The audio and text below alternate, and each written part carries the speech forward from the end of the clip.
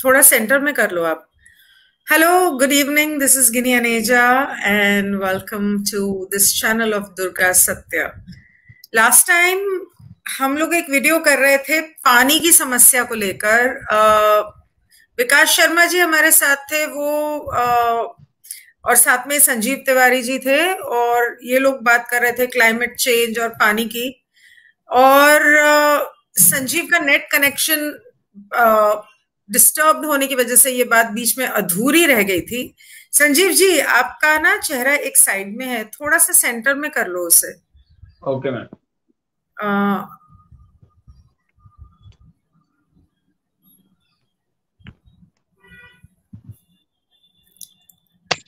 हाँ, अभी ठीक है मैम? बेटर है, हाँ ठीक है। थोड़ा सा नीचे, थोड़ा सा नीचे। अभी ठीक है? हाँ ठीक है। तो आप पिछली बार जो बातें बता रहे थे दे वर प्रीटी इंटरेस्टिंग, और आप बता रहे थे कि कैसे ये पानी की समस्या सॉल्व हो सकती है और असली प्रॉब्लम क्या है। जैसे भूस्थल का जो पानी, I don't know how you call it in Hindi, but good evening everyone. So वो जो पानी है उसे गलत इस्तेमाल किया जा रहा है। तो मैं चाहती हूँ कि वो आप ना पूरी शुरू से बताइए, क्योंकि वो बात बीच में अधूरी रह जाती है, तो अगली बार उसको कॉम्प्रहेंड करना थोड़ा मुश्किल हो जाता है। We जी were ma'am. supposed to join at तो 6, मैं but then I thought, why this time? Yes, please continue. हाँ, मेरी आवाज स्पष्ट आ रही है मैम? बिल्कुल। हाँ, तो मैं अपनी बात को प्रारंभ करता हूँ। जी सबसे पहले जो मैं वहीं से शुरू करता हूँ जहां से हमने अपनी सारी बातें बतानी शुरू की थी। सबसे पहले जो बात हमको बताई जाती है कि जल की कमी है। जल की कमी है। मैं ये बात स्पष्ट कर दूं कि जब भारत का जी 1/3 क्षेत्र जलमग्न हो जा रहा है, बाढ़ में जलमग्न हो जा रहा है, बाढ़ की वजह से डूब जा रहा है। बाढ़ का अर्थ यहाँ पे किस चीज से? बाढ़ का अर्थ यहाँ पे किसी आपदा से नहीं है। बाढ़ का अर्थ यहाँ पे नदियों में अतिरिक्त वर्षा से है। बाढ़ को आप डिजास्टर ना समझे। सबसे पहले आप ये कंफर्म हो जाइए, बाढ़ इज नॉट अ डिजास्टर। बाढ़ कोई आपदा नहीं है। बाढ़ नदियों में जो अतिरिक्त जल है, जब वर्षा आती है, कोई भी हमारे देश में छोटी नदी हो या बड़ी नदी हो, उसमें बाढ़ आना ही है। जब भी वर्षा ऋतु आएगी तो उसमें बाढ़ आएगा ही आएगा। नदियों में अतिरिक्त जल होगा, उसी का नाम बाढ़ है। बाढ़ और कुछ नहीं है। नदियों में अतिरिक्त जल, वो बाढ़ है। वर्षा के दौरान जो नदियों में अतिरिक्त जल हो जा रहा है वो बाढ़ है। और उस अतिरिक्त जल की वजह से जो क्षेत्र डूब जाते हैं उसको बाढ़ का प्रभाव माना जाता है। तो सबसे पहले हम ये स्पष्ट कर लें कि बाढ़ किसी प्रकार की कोई आपदा नहीं है। पर एक अब बात मैं ये ये भी तो है ना, एक एक मिनट आपसे एक सवाल पूछना चाहती हूँ कि एक बात ये भी तो है कि नदी के इतने करीब, पहली बात तो लोगों को रहना नहीं चाहिए, लेकिन बिल्कुल वो बैंक ऑफ द रिवर के ऊपर, बिल्कुल नदी के किनारे उन लोगों ने अपने घर दुकान और शहर इस, बसाए हुए हैं, तो ये कहाँ तक सही है? इसमें क्योंकि इसमें मैं ये बाढ़, स्पष्ट कर दूं मैं। एक मिनट, नदी में बाढ़ तो आनी ही आनी है। जिस बिल्कुल दिन भी पानी ज्यादा बरसेगा वो तो आएगी, ग्लेशियर्स बिल्कुल पिघलेंगे तो आएगी। तो फिर इतना बिल्कुल नदी के किनारे शहर बसाने का मतलब क्या है? बिल्कुल बिल्कुल। इसमें लोगों का कोई दोष नहीं है, ये पूरी तरीके से सरकारों का और भूमाफियाओं का दोष है।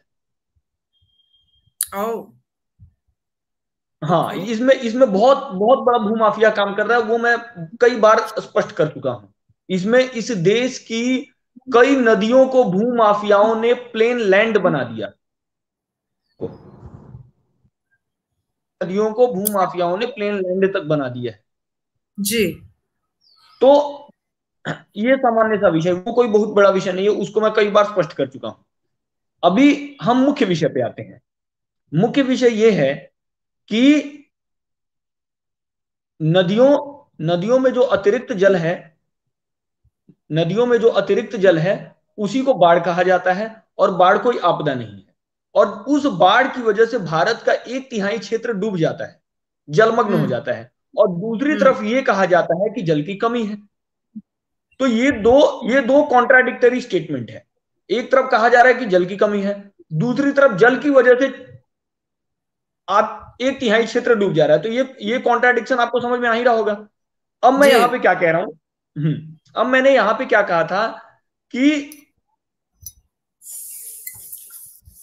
किसी व्यक्ति की सैलरी, महीने की सैलरी 1 लाख रुपये है, आपने उसको एडवांस में सैलरी दे दी और उसने अपनी सैलरी को 2-3 दिन में इन्वेस्ट कर दिया, तो बचे हुए 28, 30, 29 दिन वो क्या करेगा? तो दूसरों के हिस्से पे डाका डालेगा। ये स्वाभाविक सी बात है, ये एक नेचुरल प्रोसेस है। जब आप अपनी सैलरी को 2 दिन में ही कंज्यूम कर लेंगे तो बचे हुए 28 दिन आप डाका ही डालेंगे। तो जब हमने अपने हिस्से को समुद्र में बहा दिया, जो मैंने पहले भी कहा था कि जो नदियों का अतिरिक्त जल है जिसको आप बाढ़ कह रही हैं, वो 400 करोड़ लीटर पर सेकंड की रफ्तार से समुद्र में चला जा रहा है।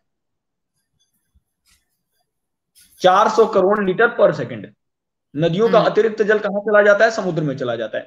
चाहे वो कोई सी भी नदी हो, चाहे वो दिल्ली की यमुना हो, महाराष्ट्र की वर्धा हो, बिहार की गंगा हो, कोसी हो, ब्रह्मपुत्र हो, कोई सी भी नदी हो, उसका जो अतिरिक्त जल है अंतोगत्वा कहां जाएगा? तो समुद्र में जाएगा।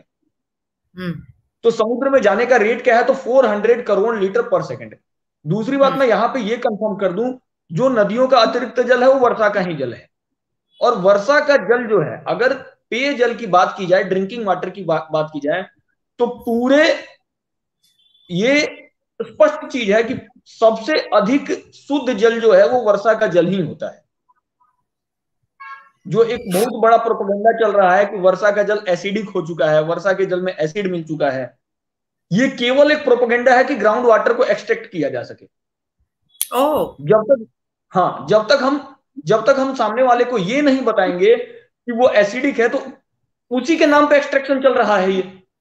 क्योंकि हम सामने वाले के दिमाग में ये फीडअप कर सकें कि जो वर्षा का जल है वो एसिडिक हो चुका है, एसिडिक हो चुका है, एसिडिक हो चुका है, एसिडिक हो चुका है। उसके बाद ग्राउंड वाटर का दोहन शुरू होगा, भूजल का बलात् तरीके से फिर दोहन शुरू होगा। तो चलिए मैंने मान भी लिया कि एसिडिक हुआ हो, तो हम कभी भी कंपैरेटिव वे में देखते हैं ना, तुलनात्मक दृष्टि से देखते हैं। आप 1 गिलास भूजल लीजिए और 1 गिलास वर्षा का जल लीजिए, और दोनों को लेबोरेटरी में, जो इन्हीं की लेबोरेटरी है, जो वेस्टर्न लेबोरेटरी है, उसी में आप कंपेयर कर लीजिए। आपको पता चल जाएगा कि 87 प्रकार के ऐसे मिनरल हैं भूजल में, ग्राउंड वाटर में, जो मनुष्यों के लिए जहरीले हैं।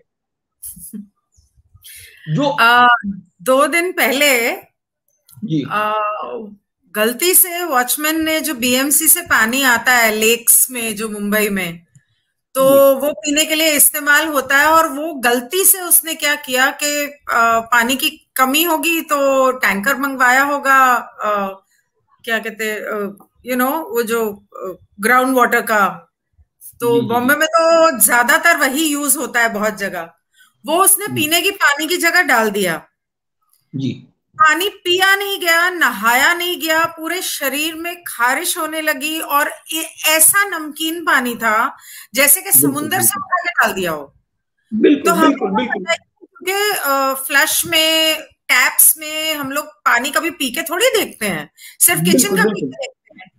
तो हमें तो पता ही नहीं चला कि क्या हो रहा है। इतना उसमें इतने सारे केमिकल्स होंगे, तब मैंने रियलाइज किया कि वो इस तरह का आ रहा है कि फिल्टर से भी, किसी तरीके से भी वो साफ नहीं किया जा रहा। तो हाँ, मिनरल्स बहुत सारे हैं जो पॉजिटिव है, हेल्पफुल है, लेकिन उसके अलावा बहुत सारे मिनरल्स हैं जो हार्मफुल। वो वृक्षों के लिए अमृत है, आप इसको ऐसे समझिए। मनुष्यों के लिए विष है। वो जो है वो वृक्षों का खाद्य पदार्थ है, वो उनका भोजन है। कार्बन डाइऑक्साइड जो है, कार्बन डाइऑक्साइड वृक्षों के लिए तो अमृत होता है, लेकिन हमारे लिए क्या होता है? ग्राउंड वाटर में, ग्राउंड वाटर में ऐसे मिनरल्स मिले हुए हैं जो वृक्षों, specially for trees, specially for plants, वो मनुष्यों के लिए नहीं है। टीडीएस की जो व्यवस्था है, टीडीएस, ये टर्म आपने बार बार सुना होगा, टीडीएस, टोटल डिजॉल्व सॉलिड्स। तो ये जो टीडीएस की व्यवस्था होती है, ये केवल और केवल ग्राउंड वाटर के लिए होती है। ये कभी भी वर्षा के जल के लिए टीडीएस नहीं बना है। फिल्ट्रेशन की जो पूरी प्रक्रिया है और जो फिल्टर इंडस्ट्री जो लगी हुई है लूटने में, ये फिल्टर इंडस्ट्री केवल और केवल ग्राउंड वाटर के लिए है। ओके। मतलब आप समझिए कि पहले ग्राउंड वृक्षों का अधिकार छीनना, फिर उसको फिल्टर करना, फिर उस फिल्ट्रेशन के नाम पे एक इंडस्ट्री खड़ा करना, ये कितना बड़ा एजेंडा चल रहा है। आप समझिए कि आप अपने लिए जहर निकाल के और उसको फिल्टर कर रहे हैं। ये कहीं से प्रैक्टिकल लग रहा है क्या कि जहर को हमने निकाला और फिर हमने उसको फिल्टर किया, और अमृत को हमने फेंक दिया। जो अमृत है हमने उसको फेंक दिया और जहर को निकाल के फिल्टर किया, और उस फिल्ट्रेशन के नाम पे पूरा पूरा कॉर्पोरेट लगा हुआ है। तो हम यही कहना चाह रहे हैं कि जो ग्राउंड वाटर है वो हमारा नहीं है। ये बात मैं पहले भी स्पष्ट कर चुका था कि जो घास होती है, ग्रास की जो जड़ें होती हैं वो 2 से 3 इंच की होती है, बहुत अधिक होती है तो 2 से ढाई 3 इंच, मैक्सिमम 3 इंच तक जाती है। 3 इंच से ज्यादा घास आपको दिखेगी नहीं, जो छोटी घास होगी। अब एक मेरी बात बताइए, अगर भूजल स्तर 40 फीट 50 फीट नीचे चला गया है तो घास पानी कैसे लेगा? घास के पास तो जड़ें ही हैं, उसके पास कोई अदर सोर्स नहीं है जिसके थ्रू वो पानी ले सके। तो बात यहां पे क्या आ रही है? बात यहां पे यही आ रही है कि मनुष्यों का, चल प्राणी, जो मैंने पहले भी बोला था, मूविंग जो है, जिसमें पशु आ जाते हैं और मनुष्य आ जाते मूविंग हैं, एनिमल्स। हाँ, तो जो चल प्राणी है, चल प्राणी का भूजल पे कोई अधिकार नहीं है, क्योंकि भूजल को वही ले सकता है जो स्टेशनरी है, जिसको जड़ें मिली है, जड़ों के थ्रू लेगा। हमारे पास कोई जड़ें तो हो नहीं, हम उसको मैकेनिकली उसको इंजेक्ट कर रहे हैं। तो मैकेनिकली हम उसको इंजेक्ट कर रहे हैं, जो कि कहीं ना कहीं गलत है। ये हमको समझना पड़ेगा, कहीं ना कहीं का पूरी तरीके से गलत है। तो ये सारी बातें हैं। भूजल हमारा नहीं है। बारिश का पानी तो सबसे साफ होता है, बिल्कुल बिल्कुल, सबसे ये साफ, और पीने के लिए सबसे सही, और ताजा, स्किन के लिए अच्छा होता है, पीने के लिए अच्छा होता है। बिल्कुल बिल्कुल। तो अगर उसको ठीक तरह से वाटर हार्वेस्टिंग की जाए, जैसे पिछली बार विकास जी से बात हो रही थी, अगर उसका वाटर हार्वेस्टिंग ठीक तरह से किया जाए तो पानी की तो कमी कभी होगी नहीं। तो फिर मुझे आप ये बताइए, इतने सालों से अगर आपको ये बात समझ में आ रही है तो जाहिर सी बात है कि गवर्नमेंट को भी जरूर पता होगा, समझते होंगे, उनके पास इतने इंजीनियर्स हैं, जी जी, इंजीनियर्स हैं, इरिगेशन एक्सपर्ट्स हैं, सब लोग हैं। तो फिर उन लोगों ने आज तक ऐसा किया क्यों नहीं? ये मैं बता रहा हूं ma'am, they all are agents, ये सबके सब दलाल हैं। संभवतः मेरी बात आपको गलत लग रही होगी, पर मैं अपनी बात बहुत ही स्पष्टता से कहता हूं, सब भूजल माफिया के दलाल हैं ये। सबसे पहले ये जो माफिया टर्म है, माफिया, ये बार बार हमारे बीच में आता है, लेकिन माफिया टर्म कभी डिफाइन नहीं हुआ कि माफिया है क्या। ये शब्द हमने बार बार सुना होगा, माफिया, भूजल माफिया, रेत माफिया, सैंड माफिया, ये माफिया, वो माफिया, कोल माफिया। लेकिन व्हाट इज माफिया? माफिया है क्या? माफिया टर्मिनोलॉजी ये है क्या? तो माफिया को मैं, जो हमारे दर्शक हैं, मैं उनको डिफाइन करूंगा कि माफिया होता क्या है। माफिया वो है कि कोई रिसोर्स, नेचुरल रिसोर्स जो आपके पास पड़ा हुआ, फ्री ऑफ कॉस्ट पड़ा हुआ है। मान लीजिए मिट्टी है, अब एक मुट्ठी आपने मिट्टी उठाई, मिट्टी की कोई कॉस्ट है नहीं, लेके गई, गांव वालों ने कुछ कहा नहीं। मिट्टी आपने उठाई, मिट्टी लेके आप शहर आ गए, गांव वालों ने कुछ कहा नहीं, मिट्टी को कौन पूछ रहा है। लेकिन जब वही एक एक मुट्ठी के स्थान पे कोई एक ट्रैक्टर उठा ले, और तब भी वहां कोई ना रोके, तो माफियाज क्या करते हैं, उन सारे रिसोर्सेज पे जिसकी कहीं कोई नजर नहीं है। भूजल क्या है? भूजल पे कोई निकाल लो, कोई एक लोटा निकाल ले या पूरा करके टैंकर भर निकाल लो, कोई रोकने वाला है नहीं। तो माफिया करते क्या है? नेचुरल रिसोर्सेज का दोहन करते हैं, और बहुत इसके पैसे पीछे कमाते हैं ये लोग इससे। हाँ, जैसे कि आयरन माफिया, झारखंड में आपका आयरन माफिया हो गया, कोल माफिया हो गया। तो जिन रिसोर्सेज पे समाज वो है, उस पर पूरी तरीके से समाज का अधिकार है। ना सिर्फ पानी, बल्कि यहाँ पर समुद्र के किनारे बहुत सारा रेत का माफिया है। वो लोग किसी और को काम करने ही नहीं देते हैं। बिल्कुल, क्योंकि रेत पे कोई रोकने वाला नहीं है। मेरे जो कंस्ट्रक्शन में काली वाली रेत काम में आती है, गुजरात और महाराष्ट्र के कोस्ट लाइन वगैरह पे, वहां पर इतना परेशान करते हैं वो लोग, और गुंडागर्दी होती है, लोगों को मार दिया जाता है। मेरे एक दो तो क्लाइंट्स हैं, तंग आके उन लोगों ने ये बिजनेस छोड़ दिया, क्योंकि तो अभी माफिया किसी को अभी मैं ट्रक आपके नहीं देता, कहते सिर्फ हमारा ट्रक चलेगा। बिल्कुल, तो अभी मैं आपके प्रश्न का उत्तर देता हूं कि और आपने वो कहा जब पॉलिटिशियंस के साथ मिले हुए हैं। बिल्कुल, तो अभी जब आपने ये कहा कि ये जब सबको पता है तो ऐसा हो क्यों नहीं रहा है, क्योंकि जो भूजल माफिया है, ये जो बिस्लेरी है, जो किनले है, ये सब के सब भूजल माफिया, और एक पूरा नेक्सस चल रहा है भूजल माफिया के प्रोटेक्शन में। बिस्लेरी को पानी कहां से मिल रहा है? क्या रेन वाटर है क्या? बिस्लेरी ने जो पानी उठाया वो कौन सा पानी है? सबसे पहले तो हम ये स्पष्ट कर लें कि पानी है कौन सा। तो बिस्लेरी ने जो पानी उठाया वो ग्राउंड वाटर है। मतलब भूजल को निकाल के उसको फिल्टर करके उस पर 10 तरह की बातें करके और वही पानी आपको बेचा जा रहा वो है। ग्राउंड वाटर है भी या म्यूनिसिपल वाटर है पता नहीं, क्योंकि जब हम लोगों ने उसका पीएच टेस्ट किया था, कैंगन वाटर फिल्टर के लिए, जब हम लोगों ने उसका पीएच बैलेंस जो टेस्ट होता है वो किया, तो उसमें और नल के पानी में कोई फर्क नहीं था। कोई डिफरेंस भी नहीं है। कोई भी नहीं। और कोई यहाँ पर डिफरेंस तो नहीं। मतलब बॉम्बे में, यहाँ शहर के अंदर उनके पास जो फैक्ट्री है, वहां पे कहाँ से उन्होंने कुआं खोदना है और कहाँ से पानी आना है, सारा तो नल का पानी इस्तेमाल करते हैं। तो बिल्कुल ना बिल्कुल मिनरल वाटर है, उसके ऊपर जो मिनरल का लेबल लगाया हुआ है वो गलत है। कोई एक हिमालय का बोलते हैं हम पानी लेकर आए हैं, वो गलत है, क्योंकि वो भी शहरों में हो रहा है। कोई हिमालय से पानी नहीं आ रहा, कोई हिमालय से उन लोगों ने बिल्कुल पाइपलाइन तो खोल नहीं रखी। बिल्कुल बिल्कुल बिल्कुल। तो सबसे फिर कहां से वो लोग उसको मिनरल वाटर कह रहे हैं? उसमें मिनरल तो नाम का भी नहीं है। मैम, ग्राम उदय फाउंडेशन ने जो सबसे पहले जो बात उठाई, आग्रह पूर्वक ग्राम उदय फाउंडेशन जो प्रारंभ से ही बोल रहा है कि सबसे पहले जो हमारे हमारे जो मूल अधिकार है, जल पे हमारा मूल अधिकार है, ये मूल तत्व है जल वायु अग्नि, ये जो तत्व हैं, जो प्रकृति के पंच तत्व हैं, कम से कम इस पे तो कॉर्पोरेट का अधिकार ना हो। बिल्कुल। हम हाँ, हमारे यहां तो कभी कल्पना ही नहीं थी कि जल भी हम खरीद के पिएंगे। इसीलिए गवर्नमेंट पैसे के इतने टैक्सेस लगाती है। और बॉम्बे में तो अभी प्राइस कॉस्ट पानी का बढ़ गया है, और अब कह रहे हैं कि अब सबको लिमिटेड मात्रा में मिलेगा। और घर घर, पहले तो ये था कि पूरी बिल्डिंग को इतना जाता है तो बिल्डिंग ने पैसा देना है। अब ये है कि घर घर के हिसाब से, जैसे बिजली नापी जाती है, ऐसा पानी नापा जाएगा और उसके हिसाब से बिल देना पड़ेगा। तो तो हम यहां यही कह रहे हैं, ये सारी बातें जल को बेचने वाली क्यों हो रही हैं? इसके पीछे मूल एजेंडा क्या है उसको समझिए। ये पहले एक नैरेटिव गढ़ा गया कि जल की कमी है।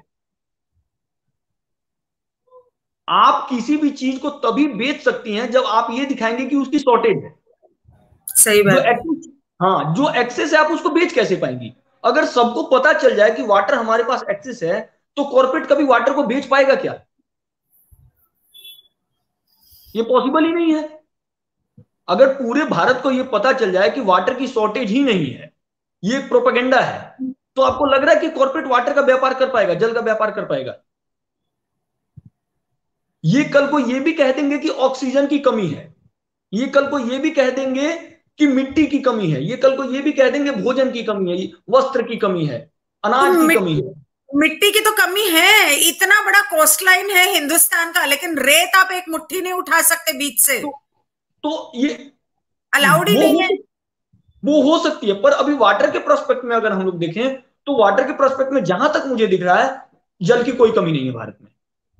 अगर भारत का 1/3 क्षेत्र डूब रहा है, बाढ़ में डूब रहा है, वो सारा पानी समुद्रों में चला जा रहा है, और वो जो भारत की जल की वार्षिक जरूरत है, मान लीजिए भारत के जल की वार्षिक जरूरत 100 लीटर है, तो उसका 3000 गुना पानी समुद्रों में जा रहा है, 3000 टाइम्स।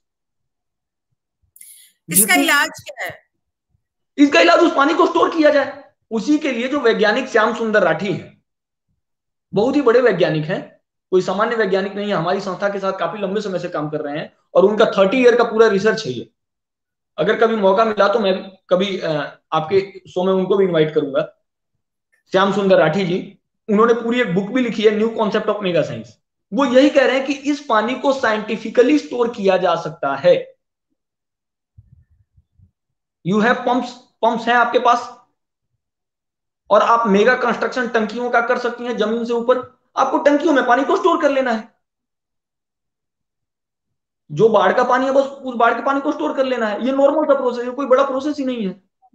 मुझे एक बात बताइए, जहां से ये लोग ग्राउंड वाटर से, ट्यूबवेल से, कुएं से, या जहां जहां से ये लोग पानी निकालते हैं जमीन के अंदर से, उसके जी अंदर पानी भरा नहीं जा सकता? एक बार फिर से इसको थोड़ा सा आप पूछिए, मैं थोड़ा। मैं ये पूछ रही हूँ कि हिंदुस्तान में जगह जगह, इनफैक्ट जहां तक मुझे याद है, मैं एक दो जगह पर गई हूं जहां हाईवे पे हर 1000, मतलब जैसे समझो 50 किलोमीटर पे या 10 किलोमीटर पे ट्यूबवेल लगे हुए हैं। वो होते हैं जी ना, हैंड पंप नॉट ट्यूबवेल, जी जी हैंड पंप। जी जी अच्छा, खेतों में ट्यूबवेल भी लगे हुए हैं। जी उसके अलावा कुएं हैं कई कई जगह पे जो पुराने सालों पहले खुदे हुए हैं, या अब भी लोगों ने कोशिश की होगी पानी की कमी की वजह से कुआं खोदने की। तो उसमें से जहां से ये पानी निकाल रहे हैं, उसके अंदर इस पानी को दोबारा भरा नहीं जा सकता, जो बारिश का पानी है हार्वेस्ट करने के लिए? मैं फिर वही कह रहा पानी हूं, तो मैं अपना कुएं। रास्ता बना ही लेता है। बिल्कुल बिल्कुल, मैं अब आपकी बात पूरी तरीके से समझ गया। पहले समझ लेते हैं कि ग्राउंड वाटर को हमारे यहाँ इंटेक किया जाता था। ऐसी बात नहीं कि ग्राउंड वाटर को हम लोग नहीं लेते थे। उसमें मुख्य रूप से कुएं होते थे। कुएं और चापाकल, दो चीज होती थी। एक कुआं होता था और एक चापाकल होता था, जिससे हम ग्राउंड वाटर का इंटेक करते थे। लेकिन मैम अभी चापातल, समझिए, चापातल क्या होता है? चापाकल हैंडपंप। हाँ हाँ, अच्छा, हैंडपंप। हैंडपंप, एक हैंडपंप हो गया और एक कुआं हो गया। ये दो चीजें हो गई जिसके माध्यम से मनुष्य जो है वो ग्राउंड वाटर का इंटेक करता था। इस बात को मैं, मतलब इससे मैं पूरी तरीके से सहमत हूं। हम्म। आप समझिए कि ग्राउंड वाटर का इंटेक तब तक पॉसिबल है जब ग्राउंड वाटर का level 17 feet, 18 feet, 19 feet, 20 feet, 30 feet तक हो, मैक्सिमम 30 फीट। लेकिन आप मेरी बात समझिए, इस समय 30 फीट वाली सिचुएशन खत्म हो चुकी है। मैक्सिमम एरियाज पे ग्राउंड वाटर का जो लेवल है वो 170, 180, 190, 200, महाराष्ट्र के लातूर जिले में 670 फीट से नीचे तक जा चुका है। तो वहां पर पेड़ पौधे तो पनपेंगे ही नहीं। वो पनपेंगे नहीं, कैसे पनपेंगे? जड़ों की जो मैक्सिमम डेप्थ होती है वो बहुत ज्यादा होती है। जड़ों की तो 12 से 13 फीट। 12-13 फीट भी मैंने बहुत बोल दिया। 170 फीट पे जहां पे पानी है वो तो आप समझ लीजिए मरुभूमि बन चुका है। वो पूरी तरीके से मरुभूमि, वहां पे कोई स्कोप ही नहीं है, घास तक नहीं उगेगा। घास का एक पत्ता भी नहीं उगेगा वहां पे। तो मैंने यही तो कहा था कि ग्राउंड वाटर का जो एक्सट्रैक्शन है ये पूरी तरीके से एक प्रोजेक्ट है। पृथ्वी को मरुभूमि बनाने का ये प्रोजेक्ट है पूरा, कि मरुभूमि बनाया जा रहा है। इसमें सेंट्रल वाटर कमीशन इन्वॉल्व है, जो आपका केंद्रीय जल सेंट्रल आयोग। Water commission? जी हाँ, ये भारत सरकार का ये, एक पूरा आयोग। एक मिनट, ये जो आप बात कह रहे हैं, ये क्या पूरी दुनिया में हो रही है या सिर्फ हिंदुस्तान में हो रही है? ये पूरी दुनिया में हो रहा है, लेकिन मैं भारत के परिप्रेक्ष्य में बात करूंगा। पूरे दुनिया में हो रही है, ऐसा नहीं है। ग्राउंड वाटर का एक्सट्रैक्शन पूरी दुनिया में हो रहा है। और ये जो नीति है, ये नीति भारत की नहीं है। भारत की कोई परंपरागत नीति नहीं है, ये ट्रेडिशनल नीति नहीं है। हमारे यहाँ तो कभी ये विषय ही नहीं था कि ग्राउंड वाटर के एक्सट्रैक्शन का। ये सारी नीति जो है ये वैश्विक नीति है, हमारे ऊपर इंपोज की गई, हमारे कब ऊपर से लाद हुआ दी है? गई। कब से हुआ है ये? ये समझिए, जब से ब्रिटिशर्स आए और जब से भारत तथाकथित रूप से स्वतंत्र हुआ, जो सो कॉल्ड इंडिपेंडेंस जो हमको मिली है, जो So, पेपर, हाँ, तो वो तब से चल रहा है ये सारा नीति। भारत सरकार की अपनी कोई स्वतंत्र नीति है ही नहीं। जो यूएन कह दे, जो डब्ल्यूएचओ कह दे, जो उनकी संस्थाएं कह दे, वो उसको यहाँ पे एग्जीक्यूट कर देना है। कोई तो ये साइंटिस्ट आएगा, कोई वाटर साइंटिस्ट कमीशन, आएगा। वाटर हाँ, कमीशन की सेंट्रल जो वाटर। आप बात कर रहे थे, इंडिया जी में जो ऑर्गेनाइजेशन है वाटर कमीशन जो आप बात कर रहे थे, जी। वो चाहते क्या है? नहीं, तो पहले ये समझिए वो बना किस लिए है। वो चाहते क्या है वो मैं बाद में बताऊंगा। पहले ये समझिए कि वो बना किस लिए है। सेंट्रल किस वाटर कमीशन की हाँ भूमिका क्या है। आप समझिए, भारत की जितनी भी संवैधानिक संस्थाएं हैं, कॉन्स्टिट्यूशनल ऑर्गेनाइजेशन हैं, वो सर्विस ऑर्गेनाइजेशन हैं। वो सेवा देने के लिए है, लूटने के लिए नहीं बनी है। राइट। ये मैं थियोरेटिकल ग्राउंड पे बात कर रहा हूं। ये बात भूल जाते हैं लोग। हाँ, वो सेवा करने के लिए बनी है, वो रिवेन्यू जनरेट करने के लिए नहीं बनी है। Not for revenue generation. उनका काम है सर्विस देना। वो नौकर है वो लोग। लोकतंत्र, लोगों का शासन लोगों के लिए है। तो सेंट्रल वाटर कमीशन का काम क्या है? हर व्यक्ति को शुद्ध जल देना, पहला काम। को जल की समस्या से एक भी व्यक्ति प्रभावित ना हो, दूसरा काम। बाढ़ में 5 करोड़ घर ना डूबे, तीसरा काम। भूजल की वजह से वृक्ष ना मरे, चौथा काम। ऐसे उसके काम है। लेकिन सेंट्रल वाटर कमीशन तो ईयरली 27 से 30 हजार करोड़ का रिवेन्यू जनरेट कर रहा है। ये सेंट्रल वाटर कमीशन का रिवेन्यू है। वाओ। तो सेंट्रल वाटर कमीशन, आप ये समझिए सेंट्रल वाटर कमीशन बना किस लिए था। हम पूरी तरीके से संविधान का विरोध भी नहीं कर सकते, संविधान गलत नहीं है। एग्जीक्यूटर्स जो हैं, जिनके हाथ में ये दिया गया है व्यवस्था एग्जीक्यूट करने के लिए, 5 करोड़ घर डूबे बाढ़ की वजह से, तो जिम्मेदारी किसकी? आपने क्या किया? तो आपने दे दिया बिहारियों को। बिहार में घर डूबे और आपने बिहारियों को दे दिया चिवड़ा और मीठा, ये लीजिए चिवड़ा और मीठा खाइए। हमारे यहां घर डूब जाते हैं और घर डूबने के बाद बाढ़ को खत्म नहीं किया जाता है। लोगों को जो फ्लड रिलीफ है, जो मैं चिवड़ा मीठा कह रहा हूं आप समझ पा रही होंगी, वो धान से बनता है, धान की कुटाई से चिवड़ा बनता है और गुड़, ये बांट दिया जाता है। ये है सॉल्यूशन। Is it solution? हर साल आसाम की तरफ, वहां पर हर साल इतनी बाढ़ आती है और वहां पे हजारों लाखों जानवर जंगल के मरते हैं, और ये हर साल से हो रहा है, लेकिन उसके बारे में कुछ भी नहीं किया जा रहा। हर बार उसके बारे में शोर बहुत मचता है, लोग ट्विटर पे बातें करते हैं, पीटा बातें करते हैं एनिमल्स के बारे में, जो लोग मरते हैं वो अलग, लेकिन इस बारे में करता नहीं वाटर कमीशन। मैम, क्यों नहीं किया जाता, मैं आपको स्पष्ट कर देता हूं। मैं बहुत ही स्पष्टता से बोलूंगा, मैं कहीं भी लाग लपेट नहीं रखता हूं। आपको लग रहा होगा कि मैं घुमा फिरा के अपनी बातें, बिल्कुल भी नहीं। हाँ, मैं आपको स्पष्टता से बता दूं, केवल बिहार गवर्नमेंट का बता दे रहा हूं। बिहार गवर्नमेंट केवल बाढ़ के नाम पे ईयरली जो उसको फंड मिलता है, कम से कम 1 लाख करोड़ से अधिक का फंड मिलता है। 1 लाख करोड़? हाँ, 1 लाख करोड़ से अधिक का फंड मिलता है केवल बिहार गवर्नमेंट को। हाँ, अब इसमें समझ लीजिए, मैं आपको उसके जो स्रोत हैं वो बता दे रहा हूँ। सबसे पहला, यूनाइटेड नेशन से पैसा मिलता है, वर्ल्ड बैंक से पैसा मिलता है, बाहर के जो विदेशी एनजीओ हैं वो भी पैसा देते हैं। पीएम केयर्स फंड, हमारे यहाँ लोग इतने बेवकूफ हैं, मैं बड़ा गंदा शब्द कहूंगा, लोग इतने मूर्ख हैं कि पीएम केयर्स फंड में पैसा डाल के वो लोग समझते हैं कि बाढ़ का सोल्यूशन हो गया। जबकि पीएम केयर्स फंड और हाँ, जबकि पीएम केयर्स फंड और सीएम केयर्स फंड तो लूट का अड्डा बन चुका है। बिल्कुल। वो तो चाहते हैं कि ये जारी रहे पीएम केयर्स फंड, सीएम समझते नहीं है, लेकिन टाइम्स ऑफ इंडिया अपना फंड चलाता है, वो इतना पैसा करोड़ों में वो लोग जमा करते हैं, और वो सारे पैसे गलत चीजों में काम आते हैं, हम लोगों के खिलाफ काम आते हैं, कोई किसी को नहीं पहुंचते पैसे। और मैं तो कह रहा हूं कि आप चलिए, अगर मान लीजिए कि हम जो आपको सॉल्यूशन दे रहे हैं ये गलत हो सकता है, मान लिया हमारा सॉल्यूशन गलत हो सकता है, तो आप इसमें सॉल्यूशन, तो फिर आपने जो इतने सारे एजुकेशनल इंस्टीट्यूशंस बनाए हैं, ये क्या दलाली के अड्डे हैं? ये किस लिए बने हैं फिर? शोध संस्थान किस लिए हैं? वाटर पे शोध करने के लिए भारत में नहीं भी तो 50 से अधिक संस्थाएं बनी हुई हैं। तो ये 70 साल से कर क्या रही हैं? अगर हम कुछ नहीं कर रहे हैं, हमारी थ्योरी गलत हो सकती है, हम गलत बोल रहे हैं। तो जब हम गलत बोल रहे हैं, तो जो आपने वाटर मैनेजमेंट इंस्टीट्यूट, फलाना इंस्टीट्यूट, ढिमकाना इंस्टीट्यूट, आईआईटी, आईआईएम, ये किस लिए बना है मुझे आज तक, तो ये भी एक लूट का अड्डा ही बन चुका है। बिल्कुल। फिर ये दुकानदारी बंद की जाए। सबसे बड़ा है वो तो, एजुकेशन तो सबसे बड़ी लूट है। तो दुनिया भर की गलत चीजें उसमें सिखाई जाती हैं, और जो सिखाई जाती हैं चीजें वो इस्तेमाल करने, मतलब वो उसको कैरी आउट करने तो दिया नहीं जाता, जैसे कि आप बोल रहे हो। बिल्कुल। तो मैं ये कहना चाह रहा हूं कि श्याम सुंदर राठी जी गलत हो सकते हैं, मैं मानता हूं कि श्याम सुंदर राठी जी गलत हो सकते हैं, लेकिन अगर श्याम सुंदर राठी जी गलत हैं तो सही रास्ता आपने 70 सालों में क्यों नहीं डेवलप किया? आपने सही रास्ता 70 सालों में क्यों नहीं डेवलप किया? ये तो आपकी रिस्पॉन्सिबिलिटी थी।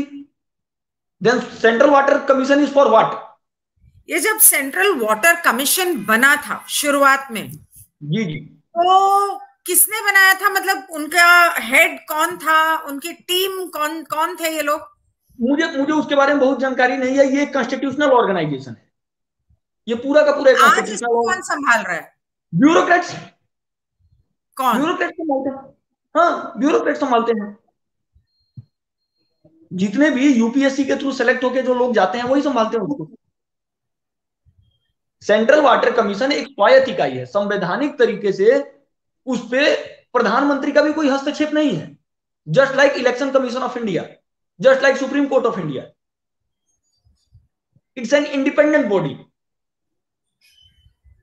मैं अपनी बात समझा पा रहा हूं ना मैम? बिल्कुल। तो सेंट्रल वाटर कमीशन एक इंडिपेंडेंट बॉडी है। सेंट्रल वाटर कमीशन की ये मोरल रिस्पॉन्सिबिलिटी है कि उसको एक एक व्यक्ति को प्योर वाटर सप्लाई करना उसकी मोरल रिस्पॉन्सिबिलिटी है। साथ ही साथ ये भी उसकी। उन लोगों से ये काम करवाया कैसे जाए वो बताओ। तो अब उसके अगर वो नहीं करेंगे तो वो दंड के भागी हैं। वो दंड, मैंने यही कहा कि अगर एक व्यक्ति इस देश में हत्या करता है तो उसके ऊपर धारा 302 लगती है। उसके ऊपर धारा 302 लगती है। आप समझ लीजिए ग्राउंड वाटर एक्सट्रैक्शन के थ्रू, बाढ़ के थ्रू, ग्लोबल वार्मिंग के थ्रू, जो कि सारे इंटरकनेक्टेड है। मैं ये सारी बातें मैं बार बार कह चुका हूं, ये सबके सब इंटरकनेक्टेड है। इसकी वजह से प्रति वर्ष 40 लाख लोगों की हत्या होती है। बिल्कुल। तो देन उनके हुई, ऊपर तो वाटर कमीशन के लोगों को तो फिर फांसी चढ़ा देनी चाहिए। तो मैं अब मेरी बात समझ गई होंगी। मैं संकेत मैंने अपना स्पष्ट कर दिया। तो फिर देन हुई गवर्नमेंट क्यों चुप है? प्राइम मिनिस्टर क्यों चुप है? प्रेसिडेंट क्यों चुप है? अरे जनता क्यों चुप है? जनता को इन चीजों के बारे में पता ही नहीं है। आप मुझे सबसे तो पता पहले ही नहीं वाटर कमीशन नाम की कोई चीज होती है। मैंने वही कहा मैम, इस देश के संविधान को समझने की आवश्यकता है। सेंट्रल वाटर कमीशन के चेयरमैन को अपॉइंट किसने किया? किसने किया? President of India. तो फिर वो प्रेसिडेंट उनसे सवाल नहीं करते कि तुम कर क्या रहे हो? झक मार रहे हो, मक्खियां मार रहे हो बैठ के कुर्सी पे? ये तो इस देश की जनता को पूछना चाहिए। हम तो कब से पूछ रहे हैं, ग्रामोदय फाउंडेशन कब से पूछ रहा है। हमारे पास तो पूरे आर्टिकल्स पड़े हुए हैं, पूरे पेपर्स पड़े हुए हैं हमारे आपका पास। आपके ग्रामोद्योग फाउंडेशन में, ग्राम उदय फाउंडेशन में आप ये सब सवाल जो कर रहे हो, आपने कोई पीआईएल दाखिल किया है, आरटीआई दाखिल किया है, या आपने उनको कोई प्रेसिडेंट को मतलब पोस्ट कार्ड या चिट्ठी भेजी है? जी जी जी जी। मैं दो तीन भेजी बातें है? मुझे, हाँ बिल्कुल बिल्कुल, हमने चिट्ठी भेजी है। चिट्ठी हमने किसी भेजी है। का सवाल मैं इसलिए पूछ रही हूँ कि किसी ने एक सवाल पूछा था कि आपका जो ग्रामोद्योग फाउंडेशन है, एक मिनट कहाँ गया, क्या माफिया जो भू जल माफिया, जी अंडरग्राउंड वाटर माफिया की जी। जिसकी आप बात कर रहे हो, उन लोगों को क्या आपके बारे में पता है? क्या उन्हें आप एक थ्रेट लगते हो? I mean, do you understand what I am trying to say? सबको हमारे बारे में जानकारी है, लेकिन इस देश की जनता हमारे साथ है और हम उन्हीं के इसलिए भरोसे चल रहे हैं। इस देश तो की जनता, क्योंकि जनता को नहीं पता, that's why you don't seem as a threat. आप उनको थ्रेट लगते नहीं कि ये चार लोग क्या कर लेंगे, नहीं, उनको जब तक उनको लगता जनता है साथ कि, नहीं है। उनको लगता है कि ये लोग हमारे लिए घातक हैं। उनको लगता है बहुत सारे लगता थ्रेट है। हमको, बहुत सारे हमको थ्रेट मिल चुके हैं। ओ, इतनी स्पष्टता से अगर हम बोल रहे हैं तो आपको क्या नहीं लगता हमको थ्रेट नहीं मिलते होंगे? अगर हम अपनी बातें इतनी स्पष्टता से बोल रहे हैं तो हमको थ्रेट नहीं मिलते होंगे क्या? तो आप भी सर पे कफन बांधे हो? तो ये तो ऑब्वियस सी बात है। अगर हम सारी बातें इतनी स्पष्टता से, ये बातें बोलने वाली नहीं है, अगर हम सारी बातें अपनी इतनी स्पष्टता से बोल रहे हैं, आपके बीच में हम ये बोल रहे हैं कि सेंट्रल वाटर कमीशन का जो चेयरमैन है दैट इज कल्प्रिट, तो आपको क्या लग रहा है हमारे ऊपर थ्रेट नहीं होंगे? ये तो बात हम बार बार बोल रहे हैं। तो आपकी आज की डेट में वो जो सेंट्रल वाटर कमीशन का जो चेयरमैन है वो कौन है? उसका नाम क्या है? सौमित्र हलधर। सौमित्र हलधर, सौमित्र हलधर हलधर। जी। ओके। तो उसके खिलाफ कोई केस वेस किया सुप्रीम कोर्ट में? आप क्या कर सकती हैं? मैंने कहा कि इस देश की जो कॉन्स्टिट्यूशनल ऑर्गेनाइजेशंस हैं, PIL is for what? Public interest litigation. हाँ, तो वो किसके किसके अगेंस्ट होती है? सरकार के अगेंस्ट। अब सरकार से संजीव तिवारी लड़ेंगे क्या?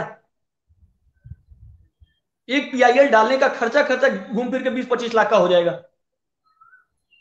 हाँ, ये बात तो है, क्योंकि वो उनके पास तो पूरी रिसोर्सेस है। जूही चावला ने पीआईएल जो डाला था तो उसको शायद 2 लाख। सबसे बड़ी दिक्कत यही है, उस दिन मैं विलास जगदाले जी के साथ जब वीडियो हो रहा था तो उनसे यही बात कर रही थी कि अगर गवर्नमेंट के खिलाफ किसी को कोई कंप्लेंट दाखिल करनी है तो उसका खर्चा 2 लाख रुपए एक चिट्ठी लिखने का, ये कहाँ का न्याय है? मैम, इस देश का सामान्य नागरिक पीएमओ में जा नहीं सकता है, अपनी अपील नहीं कर सकता, राष्ट्रपति भवन में जाके अपनी अपील नहीं कर सकता है। हमको राष्ट्रपति भवन तक अपना लेटर रिसीव करने के लिए 20 दिन लग गए।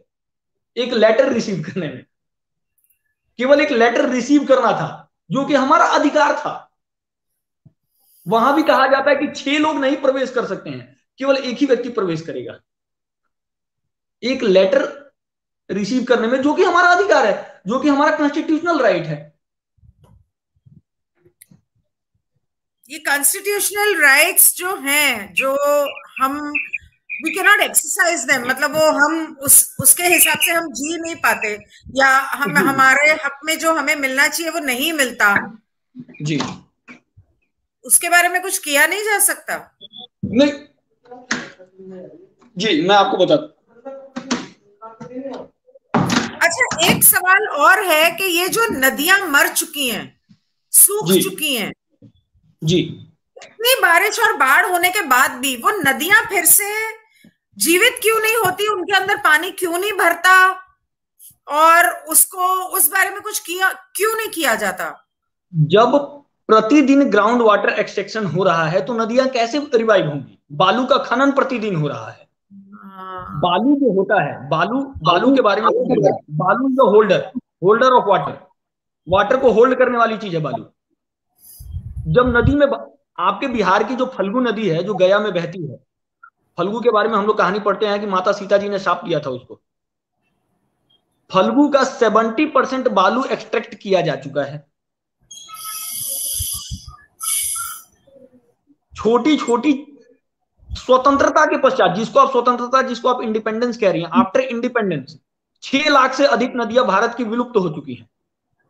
6 लाख? 6 लाख छोटी नदियां, छोटी नदी। वाओ, इतनी नदियां हिंदुस्तान में मुझे पता भी नहीं था। जी हाँ, 6 लाख से अधिक छोटी नदियां विलुप्त हो चुकी हैं। उनके ऊपर खेलने के मैदान बन चुके हैं, बच्चे क्रिकेट खेलते हैं नदियों के ऊपर। बिहार के गोपालगंज की स्याही नदी, महाराष्ट्र की वर्धा नदी, इनकी क्या स्थितियां हैं? छोटी छोटी नदियां खत्म हो गई, क्योंकि बालू का एक्सट्रैक्शन हुआ, ग्राउंड वाटर एक्सट्रैक्ट हुआ। दोष किसको दिया गया? दोष इस देश की अबोध जनता के ऊपर मढ़ दिया गया कि समाज दोषी है। अरे समाज कहां से दोषी है? नीतियां आपने ऐसी बनाई। आप ये बताइए मैम, क्या इस देश में बैल की जगह पे ट्रैक्टर समाज लेके आया था? ट्रैक्टर की लाइसेंसिंग गवर्नमेंट नहीं की ना। समाज क्या कर सकता था उसमें? आप ट्रैक्टर लाते हो, समाज से पूछते हो क्या? बैलों की तो हत्या हो जाती है। जब आपने अल्टरनेटिव खत्म कर दिया तो पशुओं की तो हत्या होगी ही। गांव में यह स्थिति हो चुकी है मैम कि कोई व्यक्ति चाहता नहीं है कि मेरे घर में बाछा हो, बाछी ही होनी चाहिए, मतलब गाय का फीमेल वर्जन ही होना चाहिए। हाँ, क्यों? क्योंकि बैलों का जो उपयोग है उसका स्थान ट्रैक्टर ने ले लिया। अरे ट्रैक्टर की बैल लाइसेंस, नहीं रहेंगे तो गाय को बच्चा कैसे होगा? बिल्कुल। तो मेरे कहने का यही अर्थ यही है मैम कि ये एक पूरी प्लानिंग के तहत समाज के ऊपर, मैं ये कहना चाहता हूं, समाज के ऊपर दोष मढ़ दिया जाता है। ये ट्रैक्टर और बैल की कहानी केवल इसलिए थी कि दोष समाज का दोष कहीं से भी नहीं है, केवल और केवल सरकार की नीतियां दोषपूर्ण है। जो गलत नीतियां प्रारंभ से बनाई जा रही हैं बिना सोचे समझे, और ये केवल और केवल ऊपर से जो एग्जीक्यूट हो जा रहा है, जो यूएन से एग्जीक्यूट हो जा रहा है, जो वैश्विक संस्थाएं, जो ग्लोबल ऑर्गेनाइजेशन है, वो जो नीतियां यहाँ पे बोल के चली, जो बिल्स बोल के चला गया, वैक्सीन लगाना है तो लगाना है।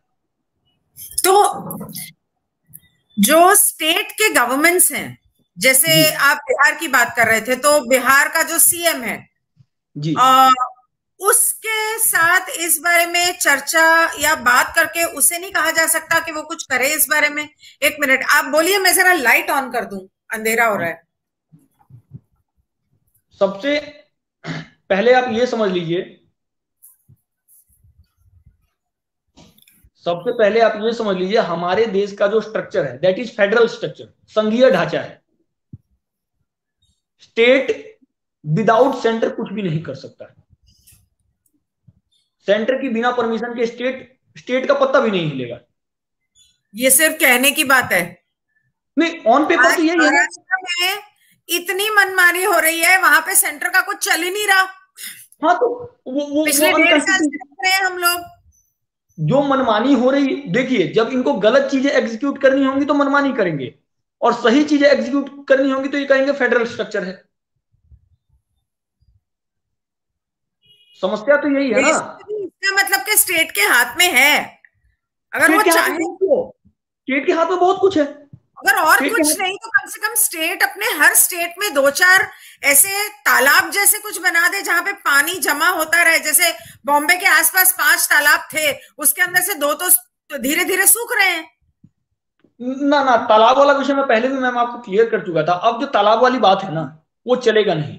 जो राठी जी कह रहे हैं कि तालाब की, हम एंटी नेचर कुछ भी नहीं बोल रहे हैं। तालाब वाली बात अब इसलिए नहीं चलेगी क्योंकि आपका ग्राउंड वाटर लेवल बहुत ही नीचे जा चुका है। तालाब is a stainer not container. तालाब कंटेनर नहीं है, तालाब में पानी स्टोर नहीं होता है। तालाब से पानी जो है रीछ के और जमीन के नीचे चला जाता है। तालाब अच्छा।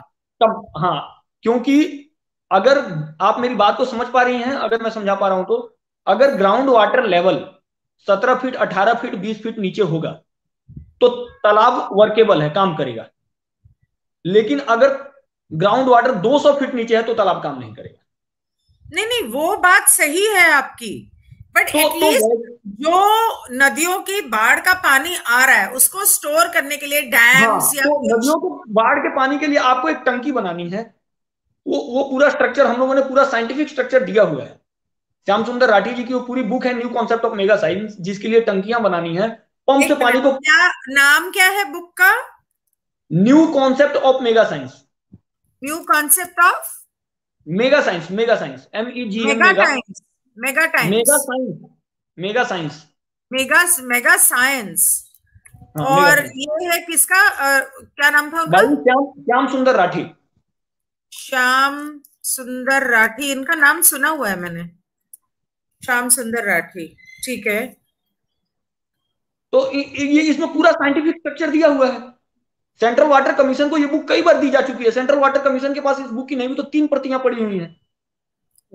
पढ़ पढ़ के देखा भी नहीं होगा, खोल के एक पन्ना भी नहीं पढ़ा होगा। क्यों पढ़ेंगे, वो पैसा कमा रहे हैं बैठे बैठे। बस वही बात है ना, एक पन्ना भी खोल के नहीं पढ़ा होगा, जबकि पूरा मैकेनिज्म इसमें दिया हुआ है। इस देश के केंद्रीय जल शक्ति मंत्री गजेंद्र सिंह शेखावत को इसकी प्रति दी जा चुकी है। अब इससे प्रेसिडेंट ज्यादा हमें, मोदी को इससे दिया है, ज्यादा हमें अमित अप्रोच क्या शाह को करें। दिया है, उनको भी भेज दो एक एक। नहीं, इस देश के विज्ञान मंत्री, केवल जल शक्ति मंत्री नहीं, विज्ञान मंत्री हर्षवर्धन, डॉक्टर हर्षवर्धन को भी दी जा चुकी है। फिर भी कुछ नहीं हुआ। तो अब इससे ज्यादा अप्रोच हम क्या करें। कुछ नहीं कर सकते। अगर हमसे कोई पूछे, और कुछ नहीं कर सकते आप। नहीं, अगर हमसे कोई पूछेगा कि आपने क्या किया तो हम तो कहेंगे भैया हमने कुछ नहीं किया है। इससे ज्यादा हमारा सामर्थ्य नहीं है इससे अधिक करने का। और हमारा एक ही काम है, समाज के बीच में जाना, उनको समझाना, जो हम कर रहे हैं। हमारे पास अंतिम विकल्प यही है, हमारे पास कोई दूसरा अल्टरनेट नहीं है। राइट। तो समाज को जगाने से समाज आपकी कैसे मदद कर सकता है, या इस बात का सलूशन कैसे निकाल सकता है? ये एक बड़ा जन आंदोलन हो और ये एक पॉलिटिकल मूवमेंट बने। जब हमारे देश में बेकार के मुद्दे पॉलिटिकल मूवमेंट बन सकते हैं तो ये भी पॉलिटिकल मूवमेंट बन सकता है। क्यों नहीं बन सकता? और बनना चाहिए, क्योंकि ये तो नेसेसिटी है इंसान की। बिल्कुल। तो ये पॉलिटिकल मूवमेंट बनेगा। जो भी जो जो भी लोग हैं जो सरकार से क्षुब्ध हैं वो साथ में आए और इस विषय पे एक जन आंदोलन खड़ा हो। अब तो कुछ सालों से, कितने 15-20 सालों से, तो अब तो बंबई में हर साल बाढ़ आने लग गई है। पहले कभी भी नहीं आई थी, जिंदगी में कभी बाढ़ नहीं आई थी। बंबई में तो जो मैम आ रहा है वो बाढ़ नहीं, वो जल भराव है। पर बारिश की वजह से तो जो बाढ़ आती है वो आती है हाँ ना। मीठी नदी तो है जो वो नाला बन चुकी है। वो तो बंबई का तो स्ट्रक्चर इतना डैमेज है मैम। बंबई होके मैं कई बार रह चुका हूँ बंबई में, मैंने पूरा देखा हुआ है वहां का। वो तो जानबूझ के प्लानिंग के थ्रू किया जा रहा है। आप समझ लीजिए, डिजास्टर मीन्स लूट। डिजास्टर का मतलब ही लूट है। महाराष्ट्र में सूखा है तो सूखे के नाम पे नहीं भी तो 2.5 से 3 लाख करोड़ का फंड आएगा पर ईयर। बिहार में बाढ़ है तो बाढ़ के नाम पे 1.5-2 लाख करोड़ का फंड आएगा। बाढ़, सूखा, ये सब जो है लूट है। इसीलिए इस बारे में कुछ नहीं किया जाता, क्योंकि बाढ़ आएगी तो स्टेट को सेंटर से फंड्स मिलेंगे। अरे अरे, हमारे बिहार में तो इंजीनियर 50 लाख रुपए कमीशन खिलाते हैं कि हमको कोसी वाले क्षेत्र में अपॉइंट कर दिया जाए जहां पे बाढ़ आता है। हाँ, हे इससे अधिक क्या भगवान। करें। हाँ, वो कहते हैं कि हमको उस पर्टिकुलर क्षेत्र में रख दीजिए, बाढ़ वाले रीजन में। ये वाटर कमीशन का जो चेयरमैन है, उसकी कुर्सी उसको कौन देता है? उस तक कैसे पहुंचते हैं? आप क्यों मैंने नहीं चले बता जाते दूं, उधर? वो एक ब्यूरोक्रेट होता है। जैसे नॉर्मल आईएएस आईपीएस ऐसे ही होते हैं, वो ब्यूरोक्रेट्स होते हैं। उनको अपॉइंट जो होता है प्रेसिडेंट ऑफ, जितने भी इंडिपेंडेंट कॉन्स्टिट्यूशनल ऑर्गेनाइजेशंस हैं उनकी अपॉइंटमेंट प्रेसिडेंट ऑफ इंडिया के थ्रू ही होती है। अच्छा। ये सब तो कहने की बातें हैं, लेकिन भीतर खाने में क्या चलता है सब पता है। प्रेसिडेंट आपको नहीं लगता कि पीएम के हाथों की कठपुतली है? लेकिन हमको पढ़ाया तो कुछ और गया था। और वही तो, ये जो कॉन्ट्राडिक्शन मैं आज तक समझ नहीं पाया कि हमने पढ़ा कुछ और है, दिख कुछ और रहा है। पढ़ा तो हमने था कि ये लोकतंत्र है, यहाँ लोगों का शासन है, लेकिन यहाँ तो लोगों पर शासन दिख रहा है। राइट। ये ये लोकतंत्र तो अब हमको नेता तंत्र लगता है, डीएम तंत्र लगता है। यही बात लोगों को समझानी जरूरी है कि ये लोग हमारे नौकर हैं, हम उनके नहीं। ये this is democracy, this is not democracy. ये नाम के लिए डेमोक्रेसी है। तो अपने डेमोक्रेसी नहीं है, अपने हक के लिए, अपनी आजादी के लिए लड़ते क्यों नहीं लोग? ये चुप क्यों डेमोक्रेसी, बैठे? ये समझ में नहीं आता। डेमोक्रेसी नहीं है, डीएम क्रेसी बन चुका है, पीएम क्रेसी बन चुका है, सीएम क्रेसी बन चुका है ये। ऑटोक्रेसी बन चुका है। हाँ, ऑटोक्रेसी बन चुका है ये। ऑटोक्रेटिक रूल है ये। तो हमको समाज के बीच में इन विषयों को लेके जाना है। हम्म। समाज आज भी अभी पूरी तरीके से गुलाम नहीं हुआ है, मुझे नहीं लगता है। मेरी अगर सबसे ज्यादा किसी के प्रति आस्था है तो वो समाज के प्रति ही है। और समाज फिर से जागेगा, वो अपने अधिकार। समाज जागेगा, समाज को थोड़ा सा झिंझोड़ना पड़ेगा। तो उसे क्या है बताना ना, पड़ेगा। आराम की इतनी आदत पड़ चुकी है कि वो जो जमाना था ना, जब फ्रीडम स्ट्रगल हुआ था, तब के जो बिल्कुल लोग थे ना, वो सही मायने में अपनी, मतलब उनको भी तो कितने 200 साल लग गए थे। बिल्कुल। 200 साल और लग गए सबसे, थे उनको भी लड़ने के लिए और बिल्कुल सामने आने बिल्कुल, के लिए और आवाज उठाने के लिए। ये एक लंबी लड़ाई है। और सबसे बड़ी बात है, आपको इमोशनली कनेक्ट करना पड़ेगा समाज को। हाँ, लेकिन आजकल के लोग इतने सेल्फिश हो चुके हैं, इतना अपने बारे में सोचते हैं, इतना अपने कंफर्ट जोन के बारे में सोचते हैं। तब तो लोग जब इंडिपेंडेंस की लड़ाई में जब जाते थे, तो किसी को अपने परिवार की नहीं पड़ी होती थी, सर पे कफन बांध के निकलते थे। अच्छा, किसी अभी को अपनी अभी जान की नहीं पड़ी होती थी। आज कौन करेगा ये सब? आप अभी मैं आपको बताता हूं मैम। अभी मैं एक और विषय आपको एडअप करना चाहूंगा। बक्सवाहा एक जगह है छतरपुर मध्य प्रदेश में, संभवतः आपको ध्यान में होगा बक्सवाहा। उसके सुना नहीं। 2.25 लाख वृक्ष वहां पे काटे जा रहे हैं। काटे पूरा जा का रहे पूरा हैं? जंगल।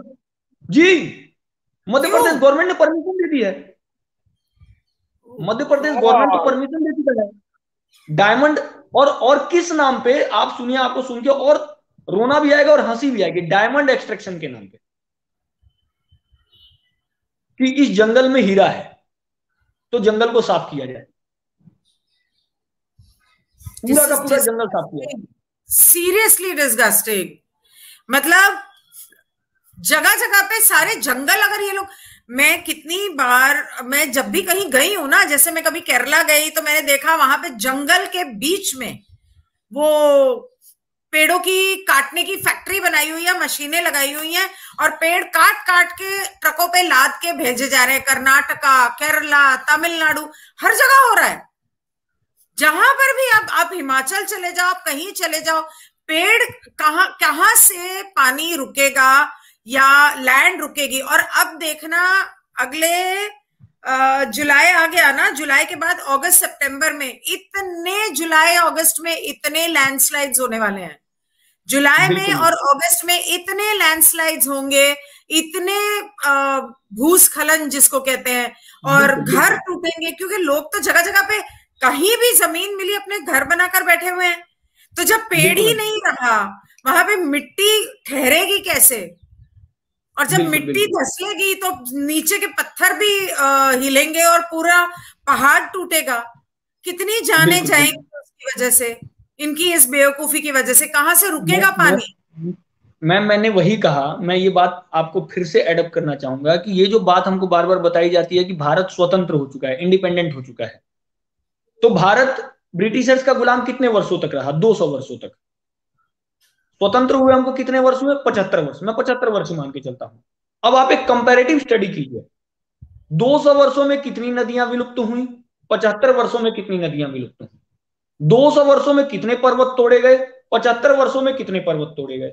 200 वर्षों में कितने जंगलों को नष्ट किया गया, 75 वर्षों में कितने जंगलों को नष्ट किया गया। प्रकृति के जो प्रशस्त मानबिंदु हैं, जो जिससे प्रकृति चलती है, वो ब्रिटिश तंत्र ने ज्यादा खत्म की, या जो आपका गवर्नमेंट ऑफ इंडिया है, भारत सरकार। तो एक कंपैरेटिव स्टडी हो जाए, फिर आपको पता चल जाएगा कि ये डिपेंडेंस है या इंडिपेंडेंस है या पेपर इंडिपेंडेंस है। बताओ जरा, हकीकत बताओ लोगों को, उनको पता चले। हकीकत ये है कि नहीं भी तो ब्रिटिश गवर्नमेंट में जितनी नदियां विलुप्त हुई है उससे 10 गुना नदियां विलुप्त तो गवर्नमेंट ऑफ इंडिया के, उनका गवर्नमेंट ऑफ इंडिया कहती है। Pathetic, absolutely pathetic. और ये लोग अपने आप को देश प्रेमी बोलते हैं। फिर कितने, आप देखिए, पेट्रियोटिक हैं ये लोग। यहां पे मैम, डेवलपमेंट का मतलब केवल और केवल कंक्रीटाइजेशन को ही डेवलपमेंट बोल के, और प्रकृति के जितने भी प्रशस्त मानबिंदु हैं सबको खत्म कर दिया गया। केवल और केवल कॉर्पोरेट के एजेंडा पे गवर्नमेंट ऑफ इंडिया काम कर रही है आफ्टर 1947। जल कैसे बेचा जाए, वायु कैसे बेची जाए, इसकी तैयारी हो रही है। कोविड कुछ नहीं है, मैं कोविड के बारे में कई बार कह चुका हूं, it's not Covid, it's Covid culture. एक पूरा कल्चर सेटअप किया जा रहा है, पूरा का पूरा कल्चर सेटअप कर दिया गया पिछले 2 सालों में कोविड के नाम पे, कि आपको घर में बिठा दिया गया है, आप घर से बाहर ना निकले, और घर के बाहर सारी चीजों पे अधिकार भारत सरकार का होगा, समाज का कुछ नहीं होगा। ये एक पूरी लूट चलेगी। तो इस प्रकार से किया जा रहा है। डिसैलिनेशन प्लांट्स क्या हैं? क्या desalination plants? Amit, why don't you just join and talk?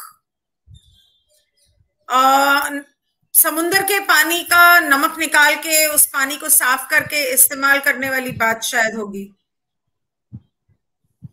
मे भी।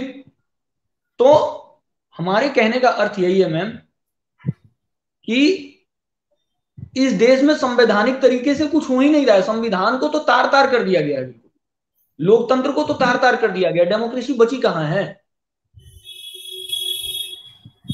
लोगों के हाथ में है क्या? आप एक गांव के स्तर पे देखिए मैम, हमारे गांव जो थे वो स्वतंत्र इकाई थे, इंडिपेंडेंट यूनिट, जिसको मार्केट से कुछ भी परचेज करने की आवश्यकता नहीं थी।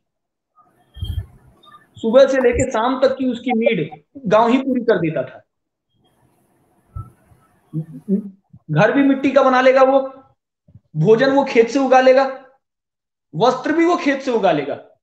अभी देखिए, घर भी उसको बनाना है तो सीमेंट उसको मार्केट से परचेज करना है।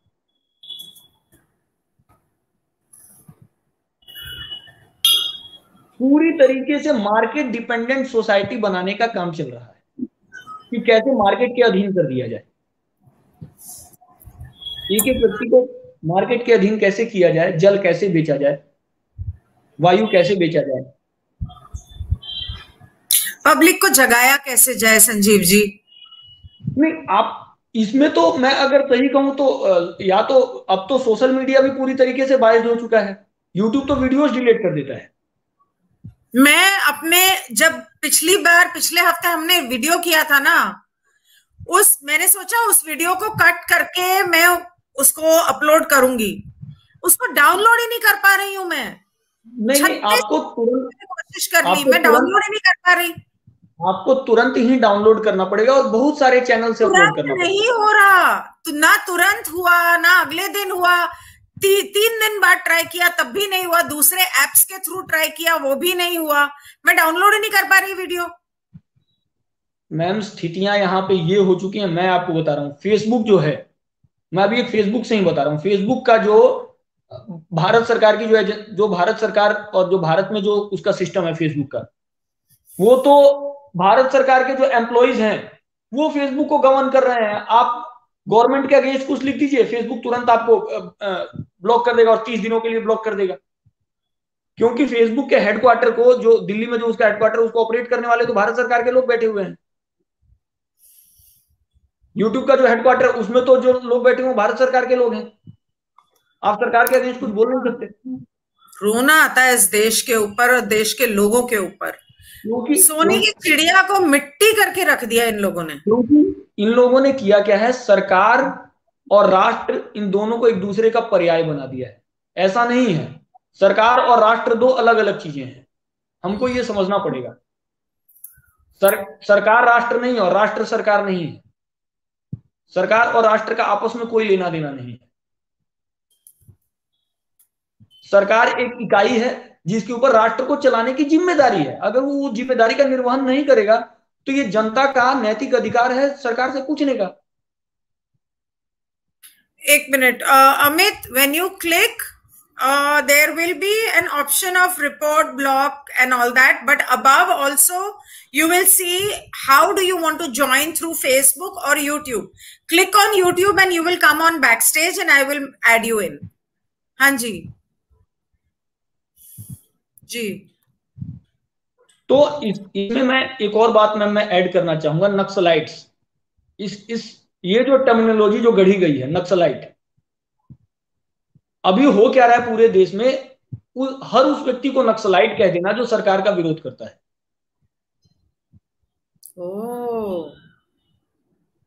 जो सरकार का विरोध करे वो नक्सलाइट है, ये डिफाइन किया गया, ये नक्सलाइट की एक डेफिनेशन है। Who is naxalite?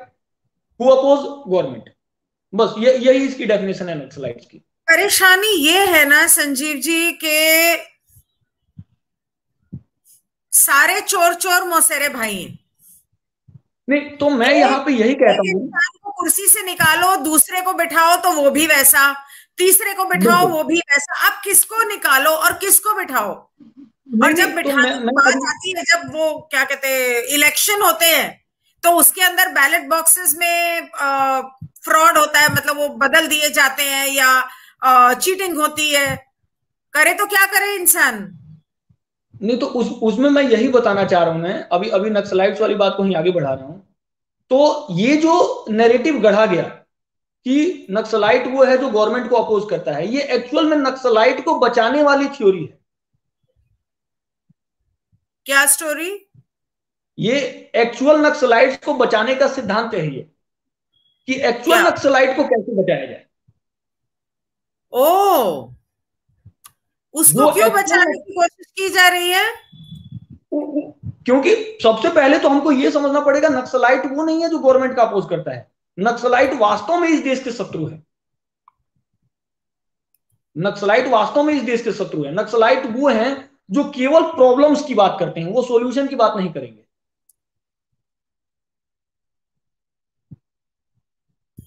वो केवल आपको प्रॉब्लम दिखाएंगे, यहाँ प्रॉब्लम, यहाँ प्रॉब्लम, देश में गरीबी, ये फलान ठिकाना, और केवल वो प्रॉब्लम का पिक्चर दिखाएंगे आपको।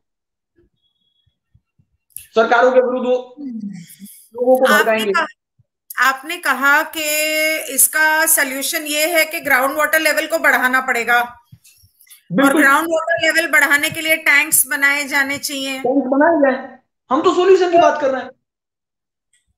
तो क्या जनता मिलके ऐसा नहीं कर सकती? बिल्कुल, ये अब आपने मुद्दे की बात कही। जनता, एक जो टैंक का बजट पूरा आ रहा है वो 20 करोड़ के आसपास का आ रहा है। अरे और जनता, वाह! हाँ, जनता ऐसे कितने टैंक्स बनाएगी? मान लिया एक जगह बना भी दिया, पूरे देश की 135 करोड़ लोगों के प्रति जो जवाबदेही है वो सरकार की है, वो संजीव तिवारी की नहीं है। मतलब आप कह रही हैं कि मैं वो करूं जो सरकार को करना चाहिए। मैं कहां कहां जाऊं? मैं तमिलनाडु जाऊं, मैं केरल जाऊं, मैं बिहार जाऊं, महाराष्ट्र जाऊं, हर जगह टंकियां बनवाने का काम करूं? मैं कह रहा हूं यही काम तो गवर्नमेंट का है। फिर तो आपने वो कह दिया कि Sanjeev Tiwari you are a government, और आप वो कीजिए जो गवर्नमेंट को करना चाहिए। Then government is for what? अगर संजीव तिवारी गवर्नमेंट का काम कर रहा है, then government is for what? घास छीलने के लिए बैठी है? आई एग्री विथ यू, लेकिन एक बात बताऊं आपको, हमारी जो देश की जनता है ना, वो इतनी ब्रेन वॉश हो चुकी है। पहले मुगलों का राज, फिर अंग्रेजों का राज, उसके बाद अब जब खुद अपने ही लोग हम पर राज कर रहे हैं, तो उन लोगों को ना लकीर के फकीर हो गए हमारे देश के लोग। तो उनको बोलते रहेंगे ना, तो उनके ऊपर असर नहीं होने वाला। हाँ, एक भी अगर ऐसा कुछ करके एग्जाम्पल दिया जाए, दिखाया जाए कि ये पॉसिबल है, तो हो सकता है कि लोग जागें और वो लोग साथ दें, और वो अपने अपने स्टेट के गवर्नमेंट को बोले। मैं मानती हूं कि 20 करोड़ या जितना भी आप बोल रहे हो वो आपके बस की बात नहीं है, ये गवर्नमेंट को करना है, लेकिन और ये मैं, काम भी मैं, गवर्नमेंट का है। ये जो मॉड्यूल है, मैंने क्या कहा, टंकी बनानी है। अब टंकी के कॉन्सेप्ट को आप समझ लीजिए, टंकी का ये पूरा कॉन्सेप्ट आप समझ लीजिए। हम्म। हमारे यहाँ टंकियों में पेट्रोल को स्टोर किया जाता है या नहीं? हाँ। अब एक ग्लास है, ग्लास में आप पानी को स्टोर करती हैं? क्या ग्लास में आप दूध को स्टोर नहीं कर सकती? कर सकते हैं। क्या ग्लास क्यों में नहीं आप कर चाय को सकते? स्टोर नहीं क्या ग्लास में आप चाय को बिल्कुल, स्टोर नहीं कर सकती? कुछ भी स्टोर कर सकते हैं। कोई भी लिक्विड स्टोर कर सकती हैं? क्या ग्लास मना कर देगा, नहीं मैं केवल पानी ही स्टोर करूंगा, चाय को स्टोर नहीं करूंगा? ये टंकियां पेट्रोल की अंडरग्राउंड बनी है ना? नहीं, टंकियां सरफेस से ऊपर ही है। नहीं, अंडरग्राउंड भी है। अंडरग्राउंड भी है, सरफेस से ऊपर भी है। दिल्ली में तो बड़ी बड़ी टंकियां हैं, पेट्रोल की टंकियां। तो मेरे अच्छा। कहने का अर्थ, हाँ, मेरे कहने का अर्थ यह है कि जिन टंकियों में पेट्रोल को स्टोर किया जा सकता है, उन टंकियों में वाटर को क्यों नहीं स्टोर किया जा सकता है? तो कौन किया सा जा मॉड्यूल दे हम? कौन सा मॉड्यूल चाहिए आपको? मॉड्यूल तो उस चीज का दिया जाता है ना जो आपके पास विजिबल ना हो, जो आपने कभी देखा ना हो। सही बात टंकी है। तो आपके पास है, पंप आपके पास है, मोटर आपके पास है। आपको नदियों में उस मोटर को डालना है, टंकी टंकी बनानी है, पानी को स्टोर कर लेना है। इतना सिंपल कॉन्सेप्ट, इसके लिए कौन सा मॉड्यूल देना? God, that is so simple. बिल्कुल, ये तो बहुत ही सिंपल कॉन्सेप्ट है। इसमें प्रॉब्लम कहां आ रही है, मुझे यही समझ में नहीं आ रहा है। Engineers is for what? इसलिए बैठे हैं ये वाटर इंजीनियर्स जो हैं। सेंट्रल वाटर कमीशन ने भारत में नहीं भी, पूरे भारत में 50,000 से अधिक इंजीनियर्स अपॉइंट कर रखे हैं सेंट्रल वाटर कमीशन ने, सीडब्ल्यूसी ने।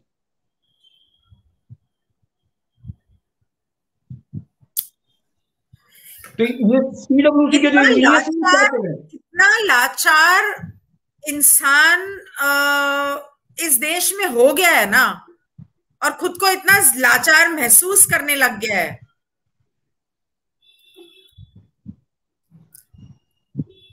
तो ये सीडब्ल्यूसी के जो इंजीनियर्स हैं, इन सीडब्ल्यूसी के जो इंजीनियर्स हैं, इनको जो सैलरी दी जा रही है किस लिए दी जा रही है? ये भी एक लूट है।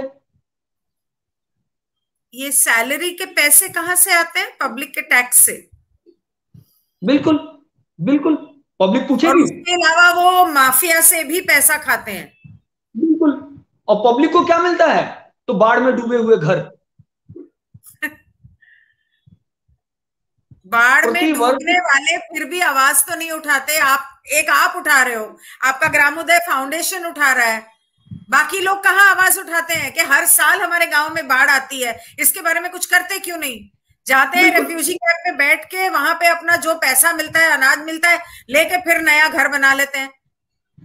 सीडब्ल्यूसी का जो स्टेटमेंट है, मैं पब्लिक नहीं करना चाहता हूं, उसके कुछ कारण है, नहीं तो मैं अभी उसका स्क्रीन भी शेयर कर सकता था, लेकिन मैं क्षमा चाहूंगा। कोई बात नहीं, मैं समझती हूँ। सीडब्ल्यूसी का ये स्टेटमेंट है कि हम हमको घर डुबाने के पैसे मिलते हैं, हमको वाह। हमको 5 करोड़ घर डुबाने के पैसे मिलते हैं, हम चाहते हैं 10 करोड़ घर डूबे। ओ। उन, उन हाँ, वो कह रहे हैं हमको मन घर करता है डुबाने। इसको निचोड़ दें, उनका गर्दन पकड़ के ना। तो उनको घर डुबाने के पैसे मिल रहे हैं, उनका सीधा और स्पष्ट मत है बिल्कुल। वो कह रहे हैं सूखे से महाराष्ट्र में लोग मर रहे हैं, हमको उसके पैसे मिल रहे हैं। लातूर के लोग मर रहे हैं, आप समझिए इस देश की व्यथा, आप समझिए कि लातूर जब सूखे से जूझ रहा होता है तो ट्रेन से पानी जाता है, बाढ़ का एक्सेस वाटर समुद्र में गिर रहा है, और एक जगह आपको वो भी ग्राउंड वाटर ट्रेन से उठा के आपको भेजना पड़ रहा है। इससे तो ज्यादा वो विभत्स जो बड़ी स्थिति। बड़ी टंकियों में जो पेट्रोल पूरा देश में ट्रेन से जाता है, या ग्राउंड वाटर ट्रेन से टंकियों में भर के भेजते हो, तो उससे अच्छा बारिश का पानी बिल्कुल जमा करके टंकियों में रख लो, ट्रेनों में, और भेजते रहो सब जगह। बिल्कुल, ये भी आप कर सकते हैं, इट्स ऑल्सो, इट्स में भी अ सॉल्यूशन। तो इस पे वर्क आपने क्यों नहीं किया?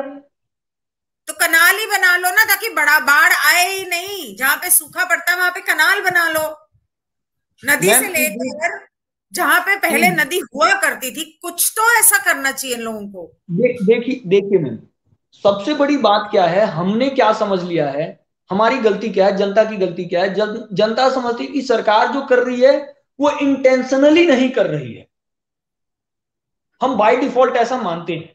लेकिन मेरा मानना क्या है, सरकार जो भी करती है इंटेंशनली करती है।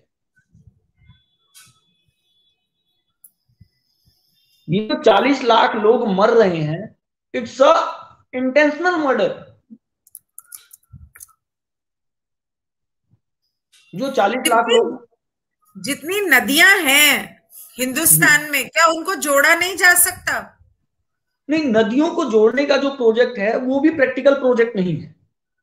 नहीं, इट्स नॉट, हाँ, ये भी प्रैक्टिकल प्रोजेक्ट नहीं है, वो नदियों को जोड़ने वाला प्रोजेक्ट भी प्रैक्टिकल प्रोजेक्ट नहीं है, उससे भी कुछ नहीं होगा।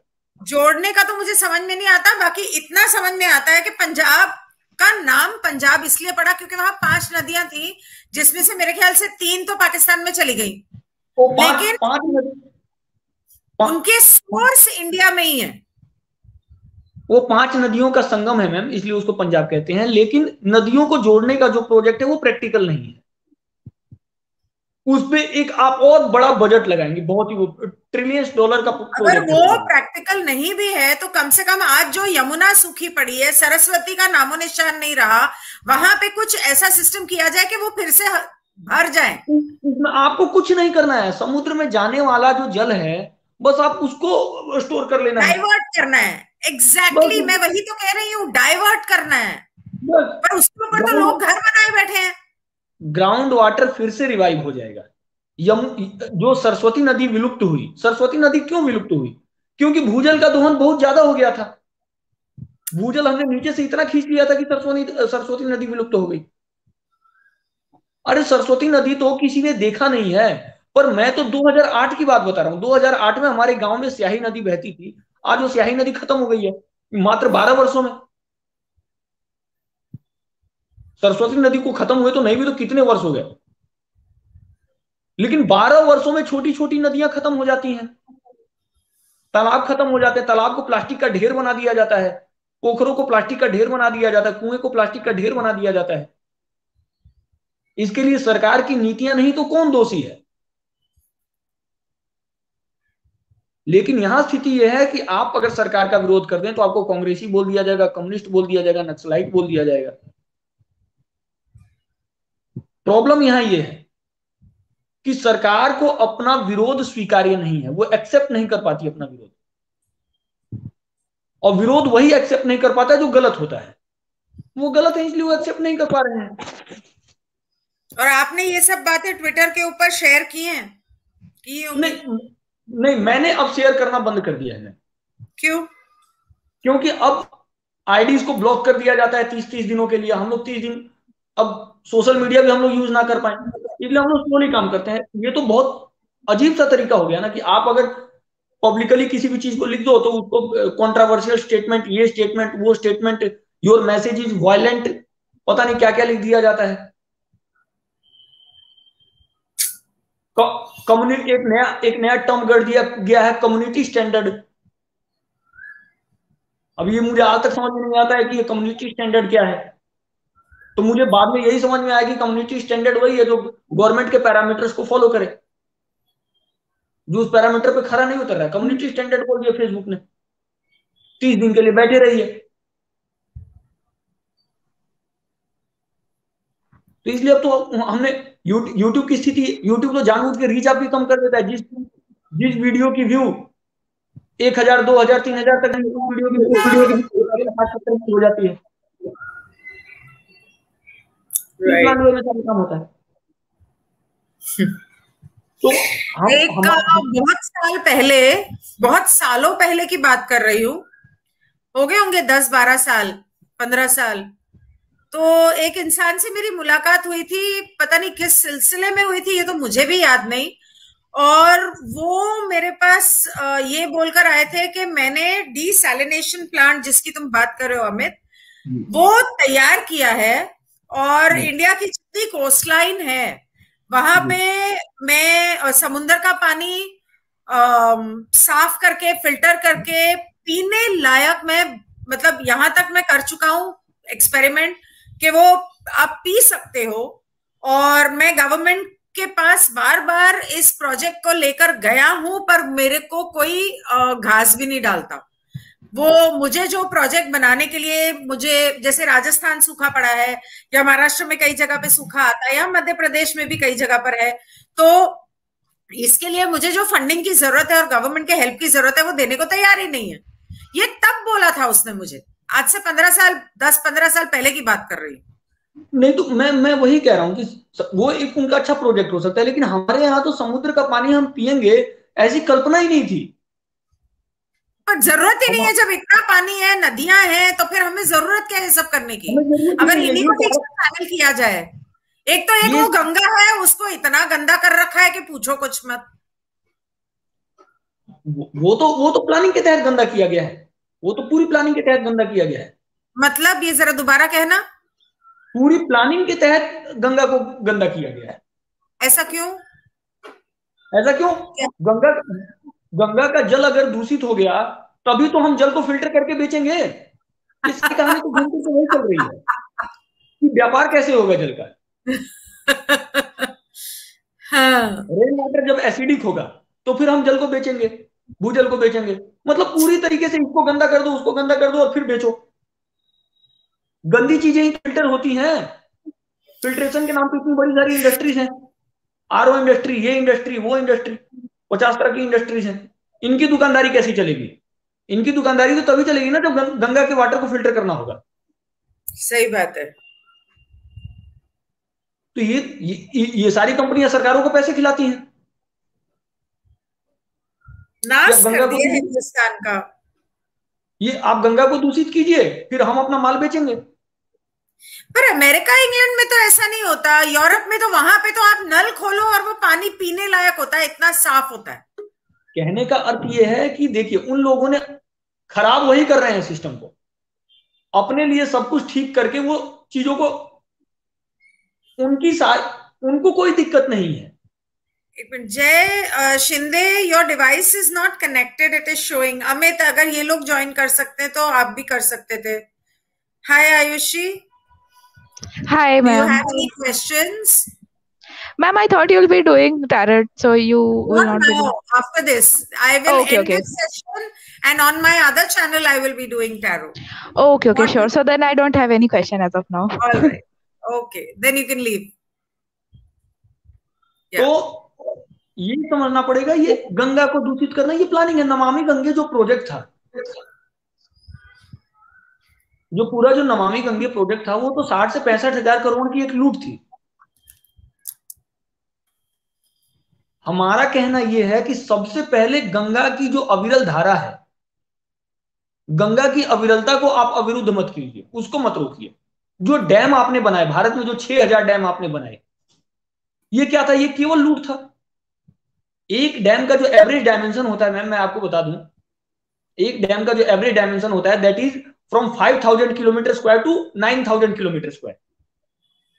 अब 5000 किलोमीटर स्क्वायर का अगर आप स्क्वायर रूट करेंगे तो ये 70 से 80 किलोमीटर हो जाता है, यानी 70 बाई 70 किलोमीटर का एरिया। मैं अपनी बात समझा पा रहा हूं मैं?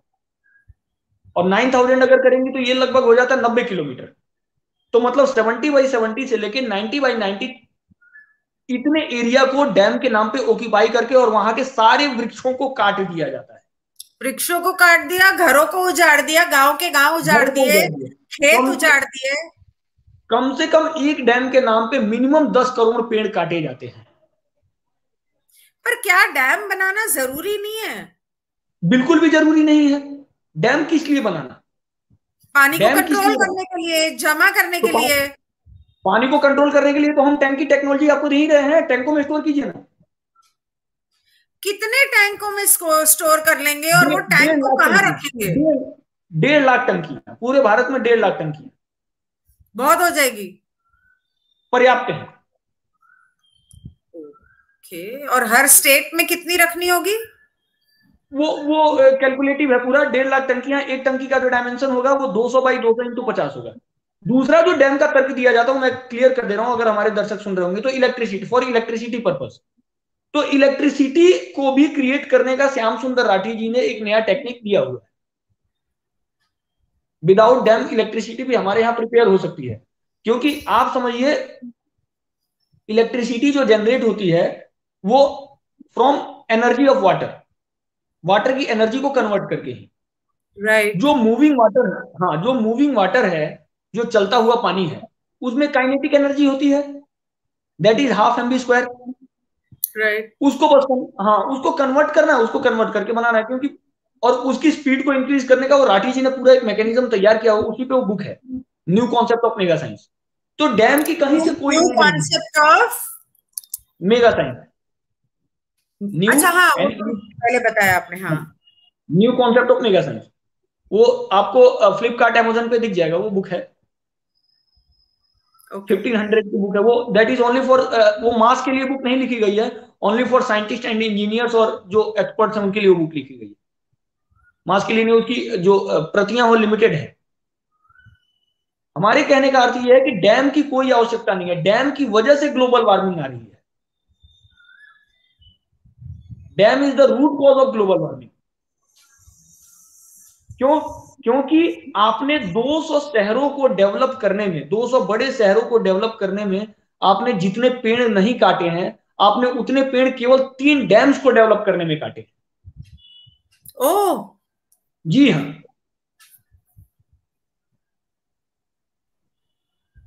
तो सबसे बड़ा तो शत्रु आपका डैम है। Well I don't no dam शत्रु है या नहीं है, ये मुझे नहीं पता, लेकिन हाँ इस बात से मैं टोटली अग्री करती हूँ कि वाटर कमीशन जो है उनको ये बाढ़ के बारे में और सूखे के बारे में करना चाहिए कुछ। इनको वो नेचुरल धरती के ऊपर ओपन कनाल्स बनाने चाहिए और डेफिनेटली इस पानी को चैनलाइज करके स्टोर करना चाहिए सही तरीके से। और अगर इन्होंने ये इतना भी करना शुरू कर दिया, मैं कहती हूँ चलो आपने टैंकी बनाई नहीं बनाई, इतना तो करना शुरू करो, कम से कम जो बाढ़ में लाखों लोग मर रहे, पर अगर उनका एजेंडा ही है लोगों को मारना तो फिर वो क्यों करेंगे? और उनको इतना पैसा मिल रहा है तो मैं वही अपना पूरा विषय स्पष्ट कर चुका हूं मैम कि उनका सेवा उनका एजेंडा नहीं है। सेवा के लिए बनी थी ये संस्थाएं, सेंट्रल वाटर कमीशन वगैरह, लेकिन अब उनका एजेंडा है रिवेन्यू जनरेट करना। जो मनी मेंटेलिटी है ये अल्ट्रा मनी मेंटेलिटी, पैसे के लिए कुछ भी करना, लोग मरे उनको उससे कोई मतलब नहीं है, उनको पैसा आना चाहिए। घर डूबे, एक घर डूबने ये पे भी तो है कि अगर वाटर कमीशन पे जो चेयरमैन बैठा है, अगर वो ऐसा नहीं करेगा तो माफिया जो दुनिया भर की, वही उसको मार देगी। हाँ पॉलिटिशियंस उसे जीने नहीं देंगे, क्योंकि उसका हिस्सा तो पॉलिटिशियंस के पास भी जाता होगा ना। तो फिर मैं ये मानता हूं कि वो डर गया, ये माने ना वो कि वो डर गया। फिर ये जो ईमानदारी का जो चोला है, ये जो कि हम इतने निष्ठावान हैं अपने कार्य के प्रति, हम इतने निष्ठावान हैं, फिर ये नौटंकी किस लिए? फिर वो मान लेना कि हम डर गए। अरे एक्सपोज कर दे उनको, डरने की भी क्या जरूरत है? आज सोशल मीडिया है, टेलीविजन है, एक्सपोज कर दो, एक वीडियो बना के सब जगह फैला दो, व्हाट्सएप पे फैला दो या यूट्यूब पे फैला दो। आजकल तो इतना आसान हो गया है लोगों को एक्सपोज करना। ये लोग ऐसा नहीं, अगर डरे हुए हैं, लेकिन अगर डरने के साथ में हाँ उनको पैसे का लालच है, तो फिर वो क्यों एक्सपोज करेंगे? बिल्कुल बिल्कुल बिल्कुल। राइट। तो आप हमें ये बताइए कि हम जनता आपकी इस मामले में क्या हेल्प कर सकते हैं? अब मैं मुख्य मुद्दे पे आता हूं, जो आपने अभी कहा हमारी क्या हेल्प कर सकते हैं। हम इस पे एक अभियान खड़ा करने जा रहे हैं अगले कुछ दिनों में। अगले कुछ दिनों में हम एक अभियान खड़ा करेंगे आंदोलन के रूप में। अच्छा। हाँ, जो हम ऐसा प्लान कर रहे हैं कि पहले दिल्ली से स्टार्ट हो, फिर दिल्ली के बाद पटना, पटना के बाद फिर दूसरे स्टेट्स, और ऐसे करके तो हम दिल्ली से इनिशिएट कर रहे हैं। और पहले हम, अगर हमारे पास लोग नहीं होंगे तो हम अकेले ही खड़े होंगे। आप आएंगे तो आपके साथ, आप नहीं आएंगे तो आपके बिना। आंदोलन तो हम करेंगे। तो 2 लोग 4 लोग इकट्ठे होंगे, हम बैनर्स लेंगे, बैनर तैयार करेंगे। हम दिल्ली के कनॉट प्लेस में हो गया या फिर इंडिया गेट हो गया, वहां हम खड़े हो जाएंगे और हम अपील करेंगे जनता। क्या ह्यूमन राइट्स कमीशन, जी, उनसे अगर इस बारे में रिक्वेस्ट किया जाए हेल्प करने के लिए, तो क्या वो मदद करेंगे? क्योंकि ये तो ह्यूमन राइट्स ही हुआ ना, ह्यूमन राइट्स एजेंडा हुआ ना ये तो। जो ह्यूमन राइट कमीशन है मैम, जो ह्यूमन राइट कमीशन है, ये भी बिकी हुई संस्था है, ये भी वही है। ह्यूमन राइट का ह्यूमन से कोई लेना देना नहीं है, इन ह्यूमन राइट है वो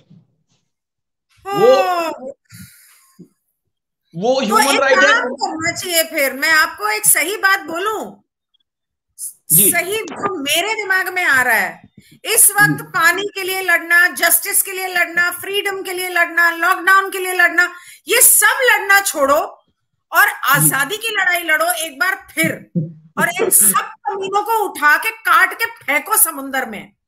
मैं सही बता रही हूँ। इस वक्त हमें जो करने की जरूरत है वो आजादी की लड़ाई लड़ने की जरूरत है। इस सारे माफिया को उठा के काट के फेंकने की जरूरत है। उनको इस देश से उनकी जड़ उखाड़ने की जरूरत है। बिल्कुल बिल्कुल बिल्कुल बिल्कुल बिल्कुल। आपको आपके फाउंडेशन को फंडिंग कहां से मिलती है? फाउंडेशन की फंडिंग क्या, समाज जो सहयोग करता है, जो छोटे छोटे लोग हैं, उन्हीं से सहयोग मिलता है, जितना अपने से हो पाता है। तो आपको अगर कोई आपकी हेल्प करना चाहे तो कैसे आपको कांटेक्ट करे या कैसे? ग्राम उदय फाउंडेशन है, इसका बैंक अकाउंट है, आईएफएससी कोड है, सब कुछ है। और ग्राम उदय फाउंडेशन एक रजिस्टर्ड ऑर्गेनाइजेशन है, भारत सरकार द्वारा ही रजिस्टर्ड है। कोई गूगल पे या पेटीएम नंबर नहीं है? हाँ, गूगल पे पेटीएम नंबर भी है। तो गूगल पे का क्या है बताइए मुझे। 8920 गूगल, एक मिनट, हाँ मैं यहाँ पे लिख देती हूँ। पे 8920 हाँ 197 197 333 222 और पेटीएम का 333। ओ सॉरी, हाइट, सॉरी 1 सेक। गूगल पे 892019733। हाँ, 8920197333। हाँ, मैं लाइव पे हूँ, बाद में करती हूँ। और आपका पेटीएम का नंबर 8920197333। सेम। हाँ, फोन पे भी सेम है। ओके, ठीक है। बैंक हाँ, मैं आपको अगर हो सके तो एक स्क्रीन शेयर कर सकता हूँ जिसपे सारी चीजें हैं। हाँ, कर दीजिए। हाँ, रुक जाइए, रुकिए।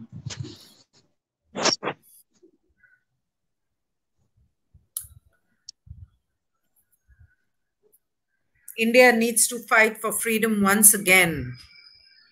But I don't know why people of India don't realize that. मेरे सब my close friends, my family, they keep telling me not to do these shows. हाँ ये जी, मैम स्क्रीन शेयर शेयर करने का कर मैं दो। देख रहा हूँ कहाँ पे ये शेयर होगा।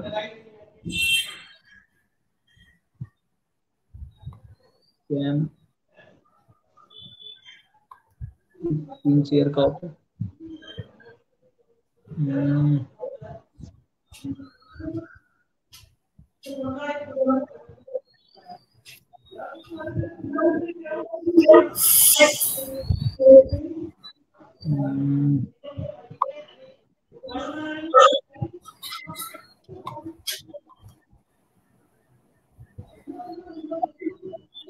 मैम वही है, वो सफिशिएंट अभी मुझे। कोई बात नहीं, जी कोई बात नहीं। आप बाद में इस वीडियो के नीचे कमेंट में डाल देना। जी जी जी जी जी जी जी। आपने कभी पॉलिटिक्स में खड़े होने के बारे में सोचा? देखिए मैम, यहाँ तो क्या है, सरकार का विरोध करते हो तो सामने वाला समझ जाता है कि ही इज पॉलिटिकल। नहीं, मैं इसलिए पूछ रही हूँ क्योंकि जैसे अमित कह रहा है और मैं उसकी बात से अग्री करती हूँ कि अगर सिस्टम को बदलना है तो आपको सिस्टम के अंदर घुसना पड़ेगा। तो अगर आपको इस बारे में कुछ करना है तो आपको सिस्टम में घुसना पड़ेगा। ये बात इनकी सही है, हमें अपने लोगों को सिस्टम में बिठाना पड़ेगा, पर कुछ लोगों को सिस्टम से बाहर भी रहना पड़ेगा। सारे लोग सिस्टम का पार्ट नहीं हो सकते। जय पूछ रहे हैं कि आपकी सबसे बड़ी दिक्कत क्या है? क्या ये लोग आपके काम में अड़ंगा डाल रहे हैं या वाटर कमीशन आपकी बात नहीं मान रही है? वाटर कमीशन हमारी बात नहीं मान रही है, गवर्नमेंट हमारी बात नहीं मान रही है, सेंट्रल वाटर मिनिस्टर हमारी बात नहीं मान रहे हैं, केंद्रीय जल शक्ति मंत्री। और पब्लिक का कितना सपोर्ट है आपको? पब्लिक का अच्छा सपोर्ट है मैम, पब्लिक का बहुत ही अच्छा सपोर्ट है। अगर हमारे साथ कोई है तो इस देश की जनता है। आईआईटी के स्टूडेंट हैं, आईआईएम के स्टूडेंट हैं, आईआईएससी बेंगलोर के स्टूडेंट हैं, और बिहार के गांव-गांव के लोग हैं, इंटेलेक्चुअल्स हैं, डीयू के प्रोफेसर हैं। को लेकर आप मोर्चा क्यों नहीं करते हो? अनामिका, ये डिवाइस इज नॉट कनेक्टेड। उसी की हम लोग तैयारी कर रहे हैं कि एक पब्लिक मूवमेंट खड़ा किया जाए, उसी की हम तैयारी कर रहे हैं। उसी के लिए आप लोगों से बार बार आपको ये करना चाहिए कि हर स्टेट के फार्मर्स जो हैं उनको साथ में लेना चाहिए। जो गांव डूब जाते हैं उन गांव के लोगों को लेना चाहिए साथ में। उन गांव के लोगों से हम बार बार कांटेक्ट कर रहे हैं, मेरा जाना भी हो रहा है, और वहां के लोगों से मैं बार बार हर जिले में एक एक व्यक्ति को मैं अपॉइंट कर रहा हूं जो वहां के लोगों से कम्युनिकेट करे। महाराष्ट्र के नासिक जिले में हमने अपॉइंट किया हुआ है, वर्धा में अपॉइंट किया हुआ है, नागपुर में अपॉइंट किया हुआ है, बिहार के 10-12 जिले में हमारे कुछ लोग हैं। तो ऐसे लोग काम कर रहे हैं धीरे धीरे। ये एक लंबी प्रक्रिया है मैम, ये एक दिन का काम नहीं है, इसमें थोड़ा समय नहीं, बिल्कुल भी नहीं। तो आप कितने सालों से कर रहे हैं ये सब? ये काम करते हैं, नॉट कनेक्टेड। ये काम कब से कर रहे हैं?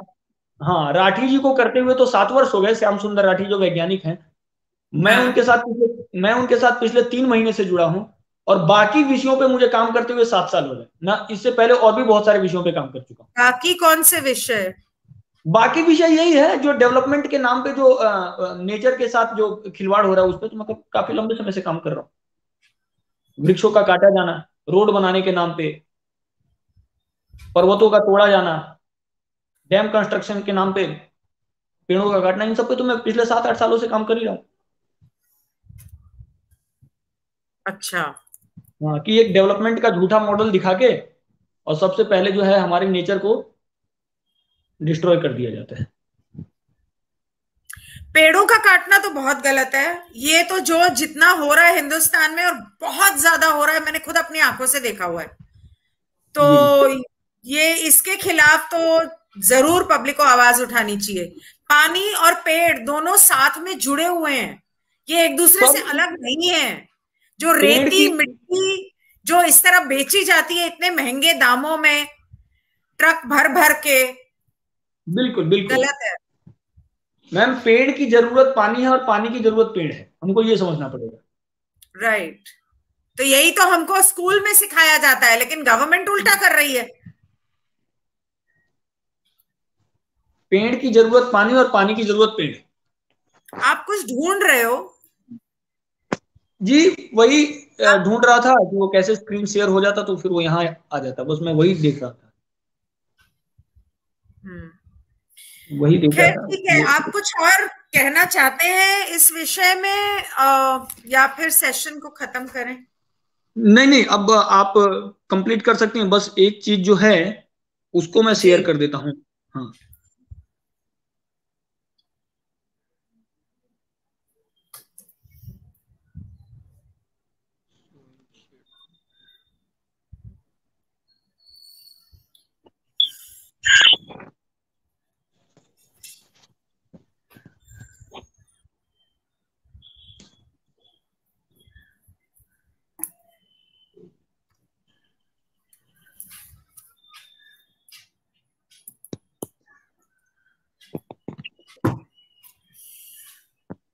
ओके मैम, ठीक है जी। हाँ, हो गया? इतना ही है। हाँ अब हम कंप्लीट कर सकते हैं। ठीक, ओके, ठीक है। ठीक है, थैंक यू सो मच। अगर मैं इसे डाउनलोड कर सकी, आप भी कोशिश करना कि इमीडिएटली जैसे ये खत्म होता है इसे आप डाउनलोड कर लो। अगर मैं डाउनलोड कर सकी तो बहुत अच्छी बात है, नहीं तो इसी का लिंक शेयर करूंगी।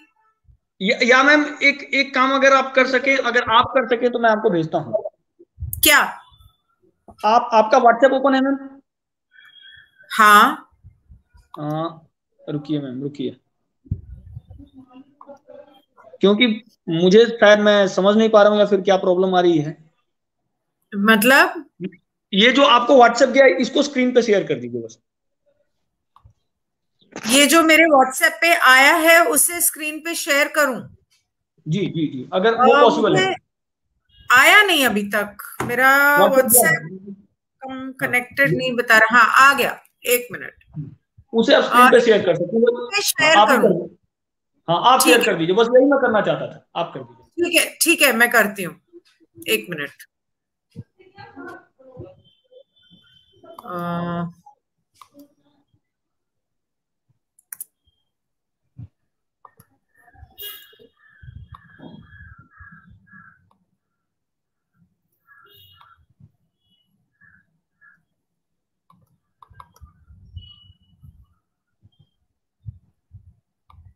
Okay, 1 second. I will share this.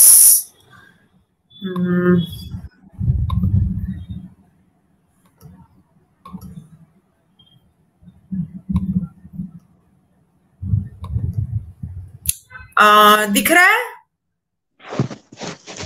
Yes ma'am. नजर आ रहा है? बिल्कुल बिल्कुल बिल्कुल बिल्कुल। ओके। समृद्ध भारत के लिए आर्थिक अनुदान, देश के 5 करोड़ घरों को बाढ़ की चपेट से मुक्त करना, राष्ट्र की 50 लाख करोड़ की संपत्ति बचाना, प्रदूषण एवं विषाक्त जल के उपयोग से 40 लाख भारतीयों का जीवन बचाना हमारा लक्ष्य है। सर्वकालीन महानतम वैज्ञानिक श्याम सुंदर राठी जी के मार्गदर्शन में ग्राम उद्योग उदय फाउंडेशन द्वारा चलाए जा रहे महाअभियान और इस लक्ष्य को गंतव्य स्थान तक पहुंचाने के लिए आर्थिक सहयोग प्रदान कर अभियान को सशक्त करें। यूनिवर्सल, ओके, श्याम सुंदर राठी, दैट्स सूरज झा, आप दिल्ली गवर्नमेंट एमएलए रिप्रेजेंटेटिव, ये लोग सब आपके समर्थक हैं, जुड़े हुए हैं। ऐसे बहुत सारे बैंक हैं। जी जी। सोशल एक्टिविस्ट गोपाल झा, आशीष तिवारी, प्रेम प्रकाश पांडे, संजीव तिवारी, अकाउंट नेम ग्रामोदय फाउंडेशन। ठीक है, ओके जी, अभी हम समाप्त कर सकते हैं। जी, कर रही हूँ। Right, I did Zoom. जी, आपका लोगों के लिए कोई मैसेज है? मैसेज मेरा लोगों से यही है कि लोग सरकार का विरोध करने का साहस पहले अपने अंदर क्रिएट करें। यस यस सबसे सबसे पहला मेरा मैसेज यही है। और सरकार का विरोध देशद्रोह नहीं है, पहले ये क्लियर हो जाए। सरकार लोगों द्रोह के और अंदर थोड़ा देशद्रोह, सा ब्लड पंप करने की जरूरत है। हाँ, सरकार द्रोह और देशद्रोह में अंतर होता है। और सरकार प्रेम जो है वो देश प्रेम नहीं होता है। Right, perfect. उसे ये इतनी सी बात लोगों को समझ में क्यों नहीं आती? ये बस बस टाइटल होना चाहिए। बिल्कुल, सरकार सरकार की नैतिक जिम्मेदारी है देश को चलाना। अगर वो अपनी जिम्मेदारी को पूरा नहीं कर पा रही है तो हम प्रश्न पूछते हैं। उस प्रश्न पूछने को आप विरोध ना समझें। पर इस केस में तो ये सरकार भी नहीं है, ये तो वाटर कमीशन ना तो किसी पार्टी से जुड़ा हुआ है ना सरकार से जुड़ा हुआ है, ये देखिए, इंडिपेंडेंट बॉडी है। और हमें पूरा मैंने हक वही कहा, पहुंचता है उस बॉडी को क्वेश्चन करने का कि ये सब क्यों ऑन कर रहे ऑन हैं। On paper it is independent, तो फिर but in fact it's a dependent organisation.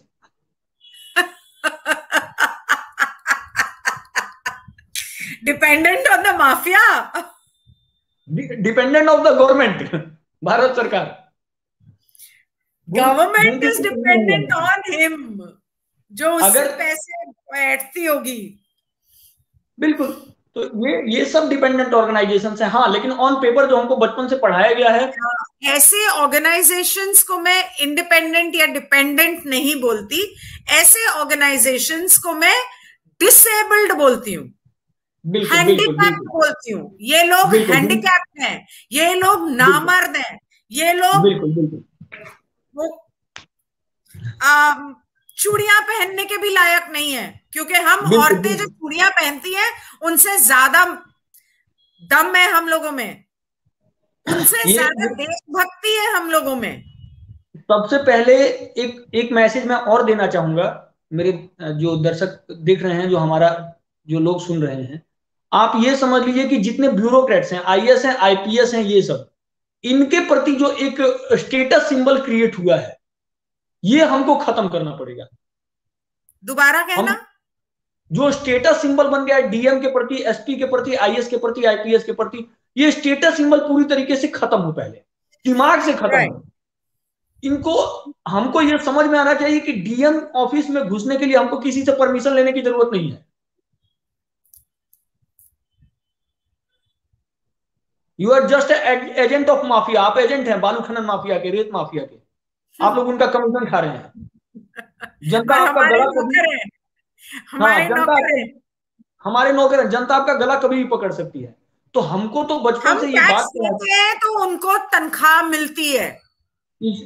इसमें हमारे पेरेंट्स की भी बहुत बड़ी गलती है, जिन्होंने हमें बचपन से पढ़ा दिया कि बच्चे आईएएस बनो, ये बनो, वो बनो, और जाके लूटो। परफेक्ट। और बिल्कुल हमको, और मतलब देखिए कि करप्शन पे बड़ा बड़ा ऐसे लिख के, और ये लोग, आपको पता है कि आर्मी में, ब्यूरोक्रेसी में, पुलिस में ऊपर की पदवियों के लिए, पोस्ट के लिए उन्हें लाखों करोड़ों रुपए रिश्वत देनी पड़ती है, तब उनको वो पदवी मिलती है। बिल्कुल बिल्कुल बिल्कुल लोन फैक्ट है। उठा के और माफिया के साथ हाथ मिला के पैसे जमा करके ये बड़ी बड़ी पदवियां मिलती हैं इन लोगों को। बिल्कुल अपने बिल्कुल मेडल के उसके ऊपर नहीं मिलती। क्या आपने कोई बहुत बड़ा तीर मार दिया तो आपको वो पदवी मिल गई? पैसे बिल्कुल। का खेल है सारा। जितने तो आईएएस ऑफिसर हैं वो लोग रिश्वत दे के वहां तक पहुंचे हैं।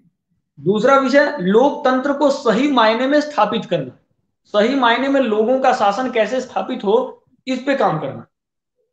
कैसे स्थापित हो? सबसे पहले तो जो अंग्रेज कानून बना के चले गए हैं, पहले तो वो सारे कानून बदलने चाहिए। अंग्रेजों के टाइम के कानून बने हुए हैं, वो बहुत सारे वो कानून तो सरकार तब की के जिम्मेदारी हैं। है, उसके लिए जो जिस वो उन कानूनों ने हम लोगों बहुत को गवर्नमेंट का गुलाम बना के रखा हुआ है। खैर ठीक है, thank you so much, I really love this session. और जी मुझे मैं एक हफ्ते से थोड़ा बिजी थी, तो आपका जो लास्ट वीक करना था वो डिले हो गया, I am sorry for that, लेकिन definitely you were on my mind, और आपने जो बातें बोली थी उन्होंने मेरे अंदर एक बत्ती जला दी थी, और मैं और ज्यादा जानना चाहती थी इस बारे में, और ये सेशन बनता था, बहुत जरूरी था। और आगे भी कभी अगर कुछ ऐसा हुआ, आप सेशन करना चाहें तो आप मुझे बताइएगा, हम लोग दोबारा करेंगे।